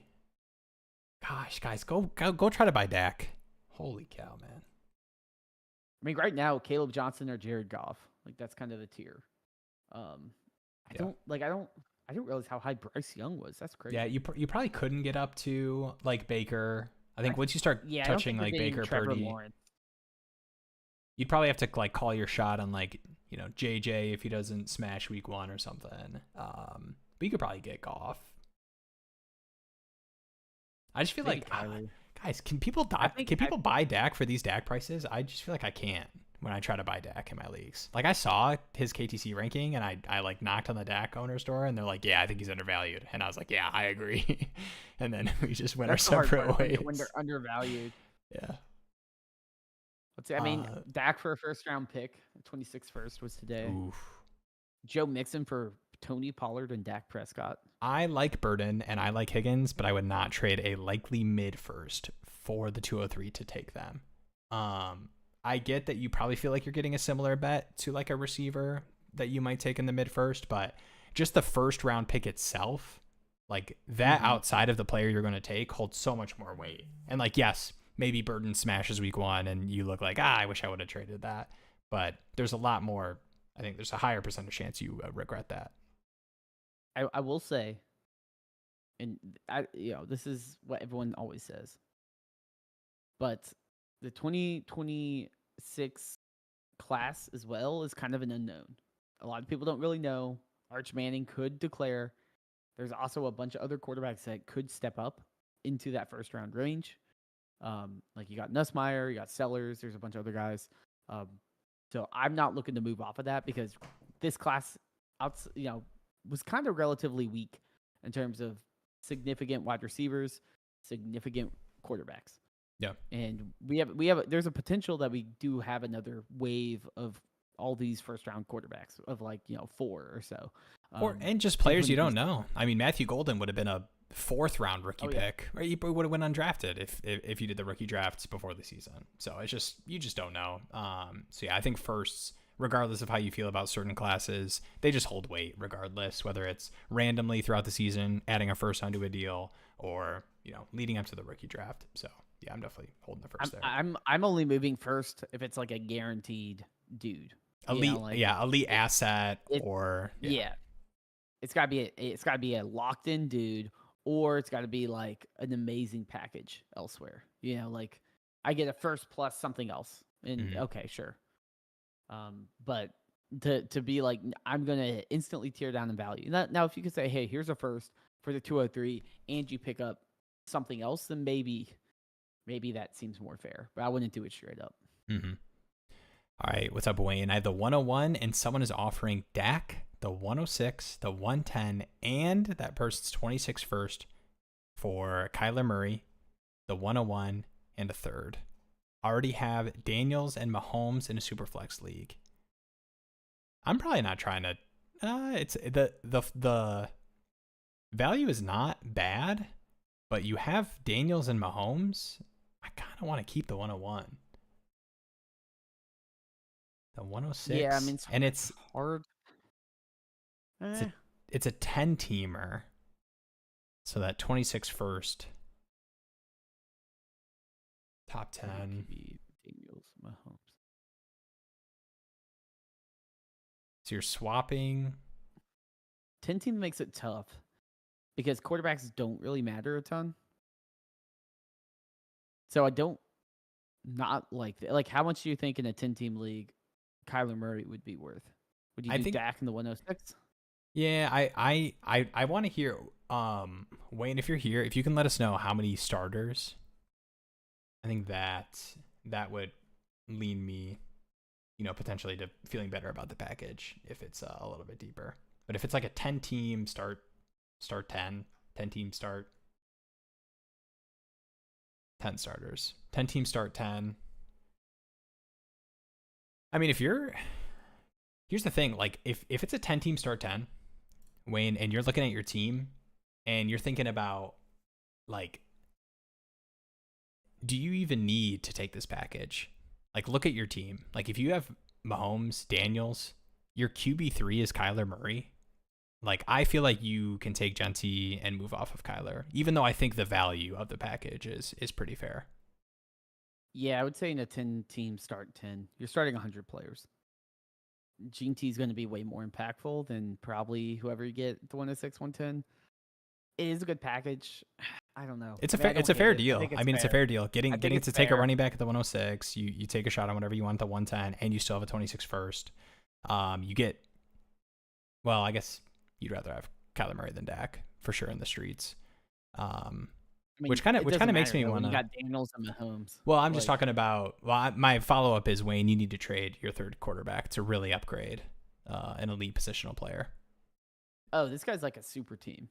He's got Chase, Nabers, and Jefferson. Yeah, no, you take Genty. I don't care about depth.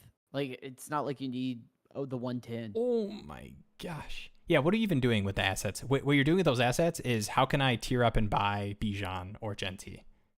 Yeah, exactly. So yeah, you take Genty at that point. All right, JSN or Marv. We got a call here. MHA has higher ceiling but lower floor. I think if they both score the same amount of fantasy points this season, I think Marv is probably worth more if they both smash in our wide receiver ones. Yeah, I mean, I agree with what Kyle and Don say here. I mean, I think they're kind of the same tier for me. Whoever I can get a plus on, sure. Marv probably has the higher ceiling because if Marv and Kyler figure it out, and it they really start gelling well together, and then Marv is putting up locked in wide receiver 1 numbers, the hype is going to be unreal. I mean, he's going to be up there with Nabers. But this is the year that's going to determine his value. Like I think if he kind of has another year like this, we're going to be like, okay, like, his ceiling is probably like AJ Brown in terms of value. He's not going to ever get into that Nabers, Jefferson, Chase, CD, Lamb type of value. Yeah. I'd probably rather have Marv slightly, even though if you made me place a bet, I would probably have JSN projecting slightly better for this next season, but not by too much. But yeah, I think Marv. Yeah, I agree. I think Marv carries a little bit more weight, but I do think JSN projects better. Yeah, but it's a call your shot. I mean, those like player takes. I mean, we'll be able to tell you week 5 who we would rather have. As a rebuild, would you sell or hold for mid-season Calvin Ridley to a contender? I heard y'all talking about him during the weekly video. This one, bang! Everyone check it out after the live is over, before you go to bed. But what are the odds his contender value raises? I talked about a little bit about the perception. Like week 1, Calvin Ridley. Like week 1, Cam Ward looks good, and Calvin Ridley goes, 6 for 80. What are you able to trade him for? It's that Will Levis, Hopkins. It was all Will Levis's fault. Yeah. Oh, Will Levis Hopkins game 1, where it's like, 3 touchdowns, and I mean, I think to me, I think it's not to be like it depends, but I think is there a team that's looking for a Calvin Ridley type right now? If it's a deeper league, I'm sure there's going to be a rebuilder that's like, I'll take a little bit of a discount per se to buy Calvin Ridley just in case he kind of blows up. Do I think he's going to really blow up? No. But I do think if you sell him mid-season, probably around week 7, if I had to mark in a certain week, is once bye week start, once there's injuries, if Calvin Ridley's doing fine, you're probably going to be able to get a market. Because I kid you not, it happens every year. Last year was like Courtland Sutton, where people are trading first-round picks for these dudes that were dead the offseason before. So I'm not saying you should. I would only sell them if I got a deal where I'm like, okay, I'm getting good value. It fits my window. I'm not being like, cool, I got the 211 for him. Like, I'd say, okay, maybe I'll just keep him and just know that sometime during the season, one of the teams that's at the top will be desperate, and I can take advantage of that. Yeah, and I think it would be hard for me to believe. Like, I think Calvin Ridley has a couple outs, too, of where it's like week 1, if he doesn't smash, it's like, it's a rookie quarterback first game, if Cam Ward starts. So I think there's like a couple situations where the 1 week Calvin Ridley goes 6 for 80. It's like, nice, the new norm for the Titans. Like, they figured it out. Yeah. I can buy Calvin Ridley. He's gonna score 16 fantasy points for me every week. I think that's when you sell him, unless you can get a good deal now. What do you think Ibuka's ceiling potential is? Feels like a safe floor, but don't know how he can climb in the rankings. Yeah, I mean, I get this bet, and this is kind of why I'm such a big Ibuka late first guy. Like I have taken him at the 109, 110 in leagues where it makes sense for me to go wide receiver there versus, hitting one of those running backs or tight ends and tight end premiums. But I just think, I just think he's good. Like, I just think he's a good receiver. 1 first round receiver. I mean, I don't want to do the whole, like, the way the coaches talk about him. I don't want to do the whole, this guy's a hardworking, good character guy, but those things are true. Okay. If anybody's watching the press conferences, if anybody knows anything about Ibuka, and I'm a Michigan guy. Okay. I'm not supposed to like these Buckeyes, but, he is good. He's hashtag good. I think the potential for the first season is really tough. Obviously. I mean, that's what everyone's going to talk about, but, would not surprise me at all if he instantly is in the rotation more than, Jalen McMillan. I just think he's much better. But I don't think McMillan's going to be fully off the field. It wouldn't surprise me at all if he's somewhere in the, 60% with healthy Godwin and healthy Evans. But, we could see him playing early. If the Godwin stuff has been kind of freaky. I don't know if where you're at on that, but I feel like Usually it's a lot of positive reports leading into the season at this point, where it's like, yep, we're feeling good about him. But it's really been about Godwin. It's been like, we're hoping to have him for week 1 versus like, we're feeling good about, seeing how he's feeling during, training camp and everything. So that freaks me out a little bit, but yeah, I don't know, like ceiling wise, like he could just be Chris Godwin. I think like that's his ceiling, which like sounds weird in the offense, but I care more about good receivers in good passing situations, and that's, I feel like, what the Ibuka bet is. Yeah, I mean that's what I was about to say. Is like that he did land in a situation that likes to pass the ball a lot, has been able to feed multiple mouths before. I don't think he's dead. I think it's kind of like a Penix. I think it's kind of like a JSN long term, where it's like, yes, there is insulation. He's not going to come out there and be like, oh my gosh, it's Brian Thomas Jr. type value or hype. Probably not going to happen, just because the opportunities. He's not going to outshine Mike Evans and Godwin if they're healthy. And I do think there is some concern of, okay, like this is probably a bet that they don't have to rush Godwin back. They can say, hey, we're going to try to win. Our division stinks. Sorry, Panthers. And we're just going to try to slow roll Godwin back into this offense into 100%. And we have the ability to roll out a competent offense without saying, okay, Godwin, you got to play 100% of snaps and hope that your body doesn't break down. Because unfortunately, he's had multiple injuries. And that's something that about Godwin that's kind of surprised me. I know, I don't know if it's still the same, but I know he had like his value on keep trade cut in other fantasy markets. Like he was rated higher than like Tyreek Hill and things like that. And I was like, Tyreek Hill is like not injured. He's not coming back off of a terrible injury. I get the contract probably got people pretty excited, like re-signing with Tampa Bay. You feel like you like know the situation and the stability, but yeah, you're still coming off the injury at, he's 29 right now. He's below Tyreek Hill right now. Yeah. But Ibuka, I'm looking on it right now too. I mean, Ibuka is ahead of Flowers, ahead of DK, right behind like Addison, Worthy, Odunze, Smith. And I mean, you talk about value jumps. I mean, there's a, I don't want to, I think I do the rosy scenario painting picture too much. But if Ibuka just looks decent rookie season, like I'm gonna paint the picture for you. Looks decent rookie season, has some Jalen McMillan weeks, right, that we saw last season for the Bucs, right, where he caught a touchdown and had 60 yards and a couple catches. He has some of those weeks with the crowded receiver room. Mike Evans gets 1,000 receiving yards. I love you, Tampa. We couldn't get it done this year. Lost in the first round of the playoffs. You'll always, the key to the city, but I'm retiring.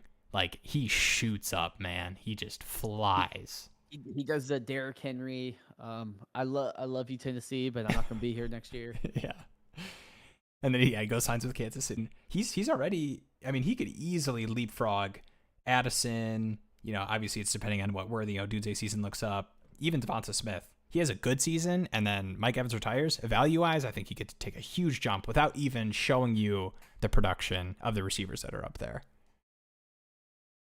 And that's why I'm drafting him at the end of the first. Thank you for coming to my TED Talk.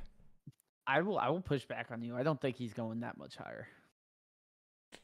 Because like, right. Is he falling? 22. He's 22 on keep trade cut, right? Okay. He's below Addison, Odunze, Smith, and Rashee Rice. And then you get into like T. Higgins, Tet, AJ Brown, Garrett Wilson. I don't think even if Mike Evans is like, hey, I'm out, I think the value is kind of already baked in a little bit. I think he'll probably go up to wide receiver 20-ish, but I don't think he's getting over T. Higgins after the year he put up. Oh, no. I don't think he's getting over Rashee Rice. Let the record state, I did not say T. Higgins. I think Devonta Smith was probably the craziest one that I mentioned. That one, I think, was a little bit raunchy. But you're showing me the Rome Worthy Addison tier. I think he could leapfrog that if he just has a decent end of the season. The thing is, the little story you're telling yourself is a story you could tell yourself about Rome. It's the same story you can tell yourself about. I don't believe that story. Not Jordan Addison. but Devonta Smith. Okay, AJ Brown wants a trade out. Now all of a sudden Devonta Smith gets, he's the alpha number one there. Yeah, but I mean, Mike Evans. How old is Mike Evans? 30. I think Mike Evans is on the last 2 very productive years of his. 2 to 3. I don't know. You just made the wide receiver age clip video. No, I obviously I'm painting a rosy picture. I do think his value will go up, but I think it's kind of like a JSN situation where it's literally like he's probably going to stay at the same value for about a year or so. You're going to have the announcement of some retirement, but still, it's also not a complete JSN situation because like you still have Godwin. So you're not really. It's not like JSN where it's like, okay, well, I guess it is because he had Lockett and DK, but now they're both gone. So now it's like, oh, JSN really is the guy. Mm-hmm. You're probably looking at like a year or two away from Ibuka really being a wide receiver 1 if everything goes right. I will capitulate a little bit where I will say I think there is an upside case. I wouldn't extend the upside case past T. Higgins, but I will say he does have a nice built-in floor of excuses. I agree. Which is really good in Dynasty. That should not be underrated. In Dynasty is having the floor of excuses to pivot off if it makes sense for your team in certain situations. Gotta have excuses. Shout out to Wayne. Thoughts too. I'm glad we're on the same page. Get your Genty, smash the season. Your team is crazy. Thank you guys. Yeah, thank you guys so much for the content. Look forward to the weekly lives. Appreciate you. I mean, we talk about it every week. These lives would be hella boring. Pardon my French if you guys weren't in the chat. So appreciate all the questions and allowing us to yap about Dynasty. Do you have a job outside of the content? Oh man, yes, unfortunately, do have a job outside of the content. We both do. But I appreciate that was a question. That means a lot that was even a question. I do want to. We would need a little, not that 20 concurrent viewers isn't great, but we need a little bit more to not have full-time jobs outside of this. Top 5 Dynasty wide receivers in order. Chase, I think Chase after last season, I think he just has to be firmly 1. Chase is 1. I'm still going JJ 2. I could understand if someone was really talking Nabers up there. That's where he is on keep trade cut. But I think like even 2.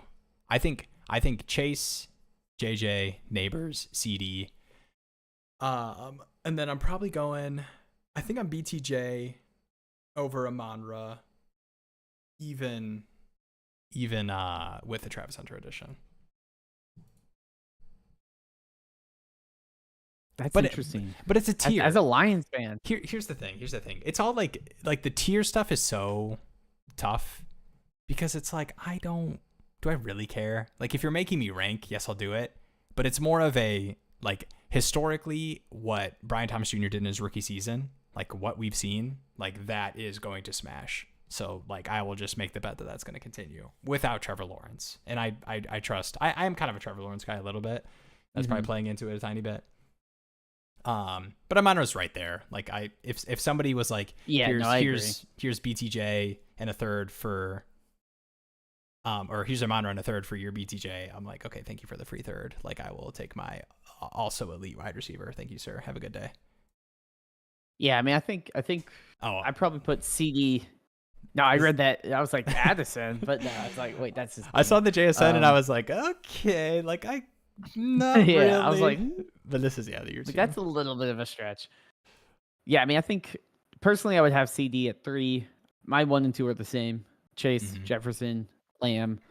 Then I'll probably put like a Nabers, Amon-Ra type of range. But like you said, I mean, I think CD's smashing really, this year. I do too.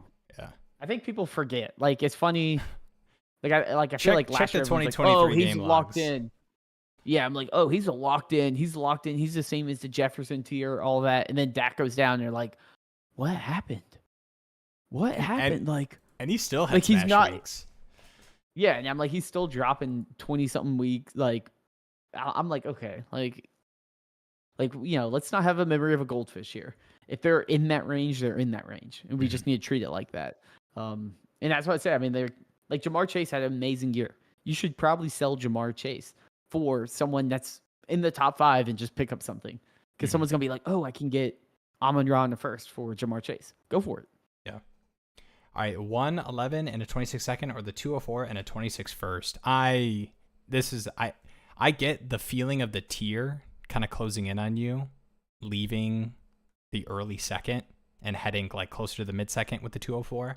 But I'm just taking the first to the bank. There's a chance that a Burden or Golden falls if this is pre-rookie draft, and you're just kind of taking a look at things. But I think worst case scenario, you take your favorite Skattebo or second round receiver, and you're banking a first. At the end of the day, you have to remember, we're making bets. Like, yes, I think these running backs are going to smash. If you can get Harvey or Caleb Johnson at the 111, I do think they're going to smash this season, or at least have a good enough season to hold value. And you're willing to move, or you're able to move them the next season. But a 26 first is just, come on. Yeah, I just think, again, you have more flexibility. And that 204, the gap between the 111 and the 204 isn't that big. It's not that big. Yep. I'm not going to sit here and say do it all like in a vacuum, but are we sure that RJ Harvey or Caleb Johnson is going to outscore a Cam Skattebo? I don't know. Could Trey Harris be the truth? Yeah. You don't know.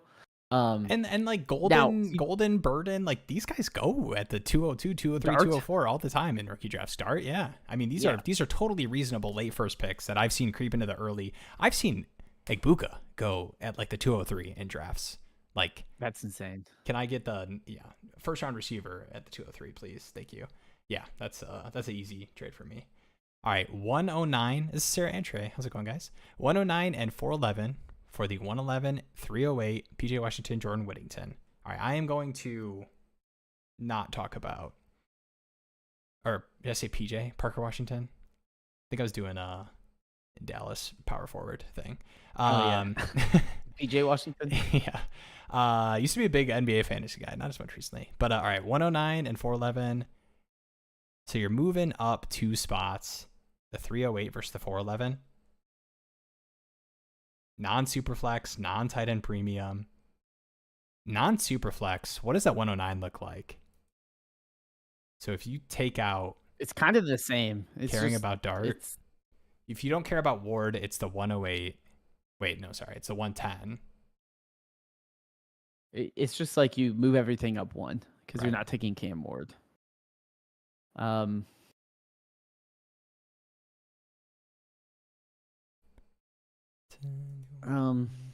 It is kind of the same thing we talked about a little bit in the last deal, but obviously I'm probably just taking the 109 side, to be honest. Just because I don't think Parker Washington and like I feel like I would get them and be like, okay, I'm going to cut them. It's a 12 team. And then I'm like, I move back 2 spots in the first round to move up 3 spots in the third round. And to like I'd rather get the higher pick. The 308. A lot of times at the end of third, I'm taking a running back dart throw bet, and you know what I'm doing at the 411? The same damn thing. But I guess it is like a full round, pricey. But it is a full. Yeah, it is a full round. But if you look at the hit rates are the same. Yeah. And two, we're not even talking about the flexibility. If this is pre-rookie draft and someone's just looking at making moves, you're at the 109 now. What does that allow you to get? Can you move up even a little bit more? You can probably itch a little bit closer to, that top 4. Probably not, but hey. All right, traded Pickens in the 112 for the 105, and Hunter's probably going to fall there in my league. I have the 106 and 113, 1 QB. Hunter is falling to the 105 in a 1 QB. No tight end premium, 13-man league. I might, interesting 13-man league. That kind of freaks me out. Might take Hunter and whatever RB. Yeah, I love that. 13-man league. That's I'd take Hunter at the 105 for sure. I gave away Pickens today. We can close on that as Will's bladder's closing up. The Will's bladder is getting full. That is the announcement. That's the announcement for if anyone has any last minute trades they want to Yeah, get you gotta throw them in. You gotta get them in. I'm giving you the warning. I do think we have one in live stream ask as well. Oh, okay. I'll pull that one up. I might trade the 106 So, for 109 and a piece and try to draft Caleb Johnson. Yeah, I don't hate the I think once you're outside of for me in Superflex, when you're outside of the 105, like I do have preferences. Oh, and this is 1 QB, not that in premium anyways. So, I mean, 104, I guess. I have preferences in an order, but I am so down to trade back if I can get meaningful pieces. That's a great range. And as you said, meaningful pieces. Not like a Whittington and like 309. Get a piece, like if it's like even like a Pollard or something like that. It's like, okay, I can actually start him. It's but yeah, I think that's a good idea. This is the classic 101. Also, thanks y'all. Thank you, Sarah and Trey. Appreciate you both. Yeah, thank you. Thanks for watching. Brandon here, 101 plus what to move down to the 102. 12 team star 10, Superflex 1 tight end premium. We've had a lot of talks about this. Would a late first in this class probably need to be like the 108 or so. But I'm also much higher on like the Hampton situation to be like, if I can get probably like, I'd be like, can I get a 26 first? Can I get the 108? Just because I feel like the bets are pretty similar, even though people just love GT so much. And I'll just point to last year's draft class and say people loved Marvin Harrison Jr. way more than Nabers. People loved Caleb Williams way more than Jaden Daniels. And both, if we redid the draft today, the two, the top two and the third and fourth pick would be switched. Like, they're similar bets.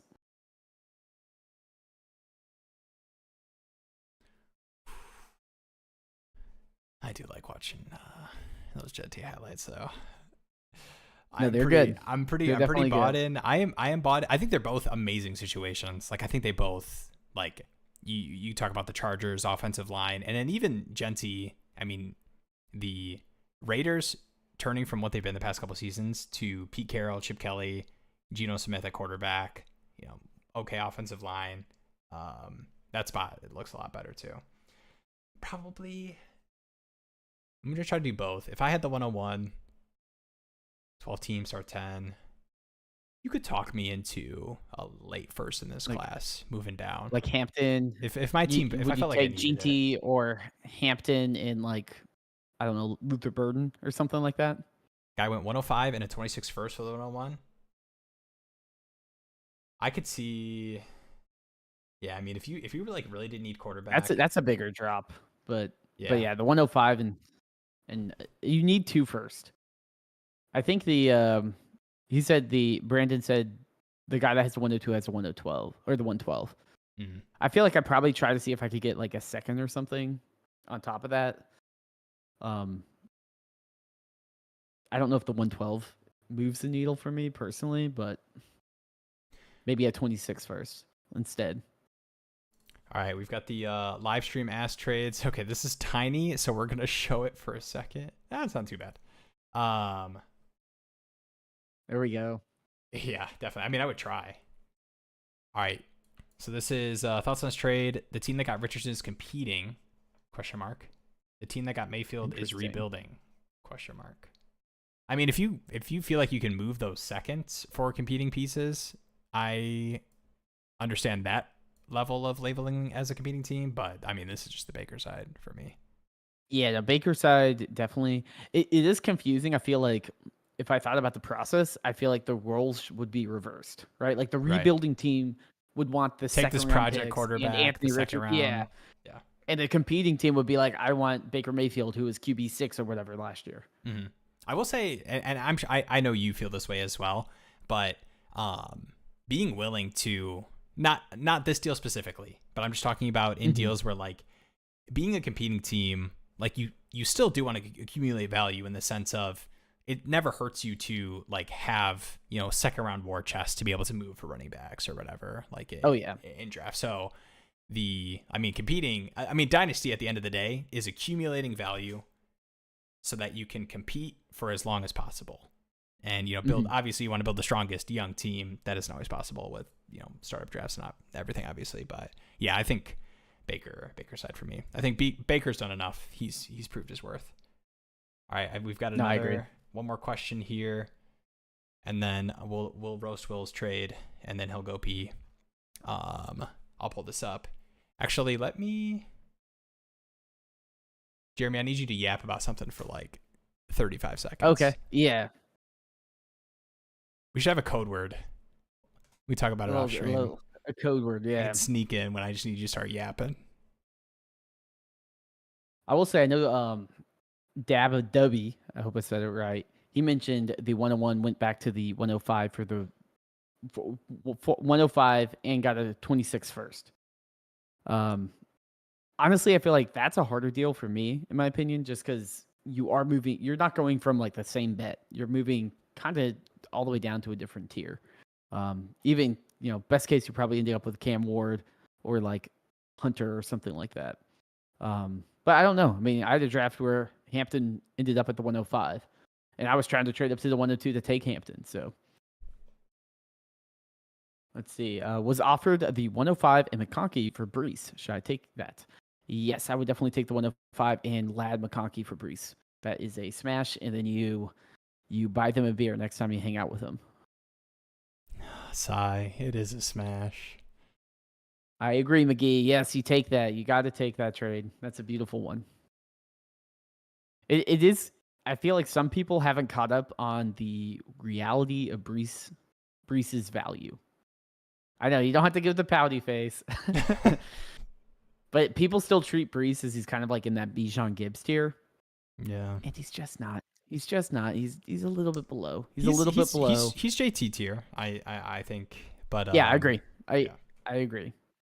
And Lad, I mean, Lad straight up. I mean, yeah, in any fantasy market you're on, people are going to be taking Lad McConkey right now. So that's an absolute steal. Here's the 105 and Lad McConkey. All right, I've got the. I can pull that up. Yeah, you yapped long enough, but we'll alternate yappers here.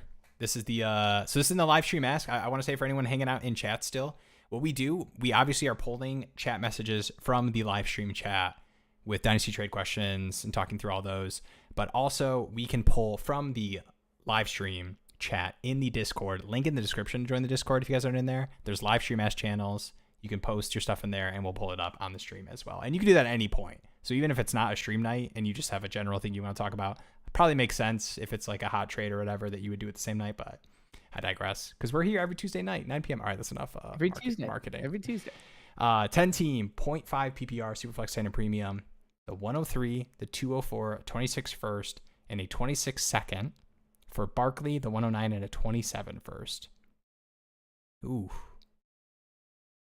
End of window contender versus a pick heavy rebuilder trying to contend. Ooh. I love Barkley, but I'm probably taking that 103, 204, 26 first, 26 second side.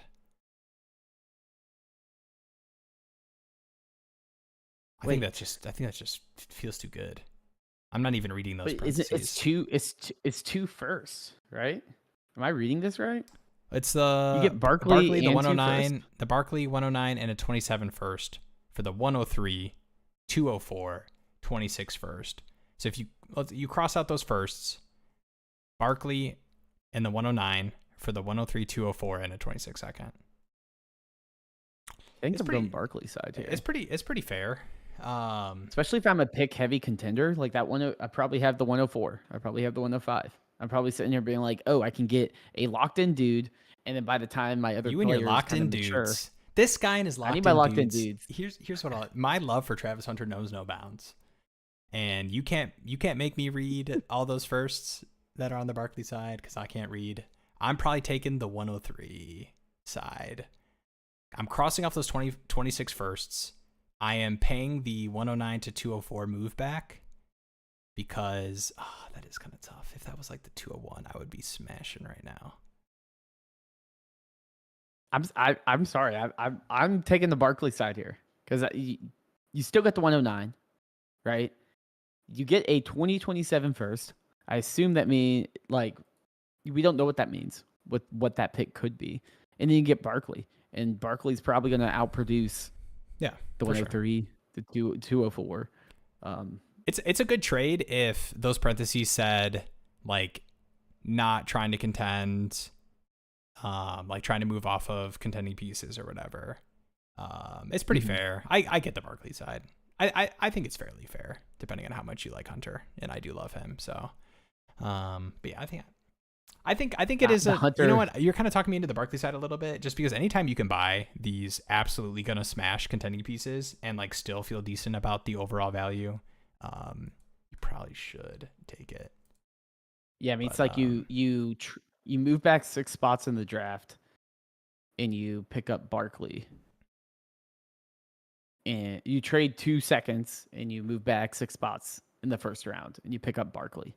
You're still going to have a first round pick. You're going to be able to pick up your Ibuka. You're going to be able to pick up your Harvey. Okay, you get Ibuka Johnson. Still. All right, you talked me into it. And then all of a sudden, you walk into next year and you have a 27 first. All right. That's just going to keep gaining in value. I'm going to have to go to the bathroom knowing Jeremy talked me into it. That's a bummer. Oh, gosh. Double chat messages. All right. What up, Chuck? Draft is done. Fannin, Gabriel, Jarquez Hunter on waivers. Yeah, you don't have to RB Jarquez Hunter. I've been taking Hunter in the late third. I do like Hunter. Spare. Who should I pick up and how much fab out of 100? I mean, I want not Gabriel, but I want Fannin and Hunter for sure. Even if it's a super flex? I mean, you can pick up Gabriel. You have my approval to pick him up and have him on your team. But I think if I'm having to choose fab out of 100 and I assume it's for the season, I'm not trying to use that on Dylan Gabriel. Yeah, I mean, I think Fannin and Hunter should not be on waivers. I assume it's a three round rookie draft. Yeah, I'm a big Hunter guy. I think Hunter is probably one injury away from getting a decent shot. I mean, both Hunter and Fannin are kind of like crazy upside bets that are like perfect. Let me throw a little fab on this guy and see if he could turn into. Yeah, no, I agree. A second. Fannin has fans too. People like him. Yeah. So I guess that out of 100, if it's for the season, how much are you spending on those guys? So let's assume fab does not refresh. This is for the entire year. You only have 100. How much are you using on Fannin and Hunter? Assuming you have the bench spots and it's not messing with your roster at all to pick up those guys. I mean, if my team's a complete rebuilder, I'm probably looking at like 20-30%. If my team is, I'm going to need that fab later on, maybe 5-10%. I mean, how much fab would you take for like a third and a fourth?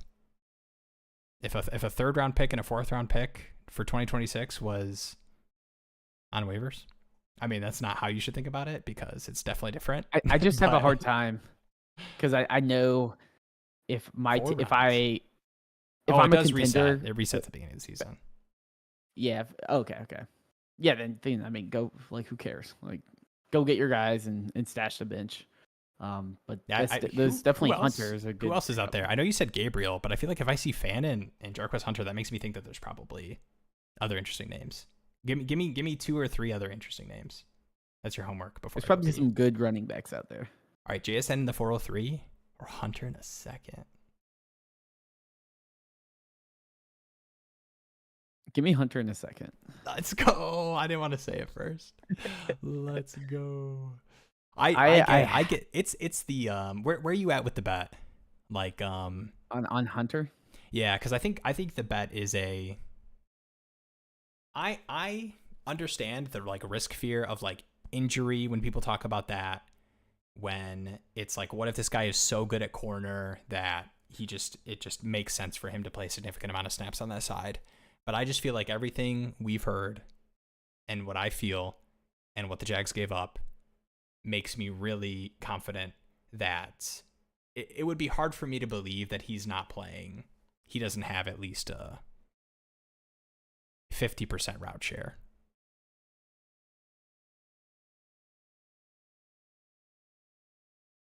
Yeah. Hunter's so hard for me to process. And I think like it's going to be design touches. I think that's the other thing too. Where he was. I so do good agree. In the short screen game. I think his you're going to see is he's going to play like 50-ish, 60% of snaps. But all the snaps he plays are going to be plays where he needs to be out there, as in passing plays of some kind. And they're going to be mostly plays that involve him in some sort of, capacity. I don't think they're going to be having him playing a dummy too much, just because he's probably going to be playing on the other side too. Mm-hmm. So I imagine if you look at some advanced analytics, they're going to be like, oh my gosh, like he's only playing this many snaps and he's seeing this many targets per, like his target per snap rate is probably going to be crazy. Mm-hmm. But it's just hard because I'm also like, okay, cool. That's nice and dandy. Jason's a locked in wide receiver 1. That's just going to always see 100% of snaps and always see a bunch of targets. I would take Jason over Hunter if I had to straight up. I think the second versus the fourth makes me feel confident making the bet. I would try to squeeze a little bit more, to be honest. Like, can little. I add a second to JSN and get a first or something like that? Like, to me, I don't know if a second is enough for me to get super excited about taking the bet of like, what if Hunter is just 10% wide receiver and 90% cornerback? And it's like, well, cool. Like, he's basically Jaden Reed. We'll see a target on the first drive, and then like now we just sit there and hope he catches a touchdown. Yeah. I don't think he'll be like that, but you never know. Yeah, man. I kind of want to roster all these running backs that I see. Oh, Woody Marks on waivers. Woody Marks is my guy. I mean, Woody Marks needs to be picked up. Woody Marks for sure. I think Woody Marks over Hunter.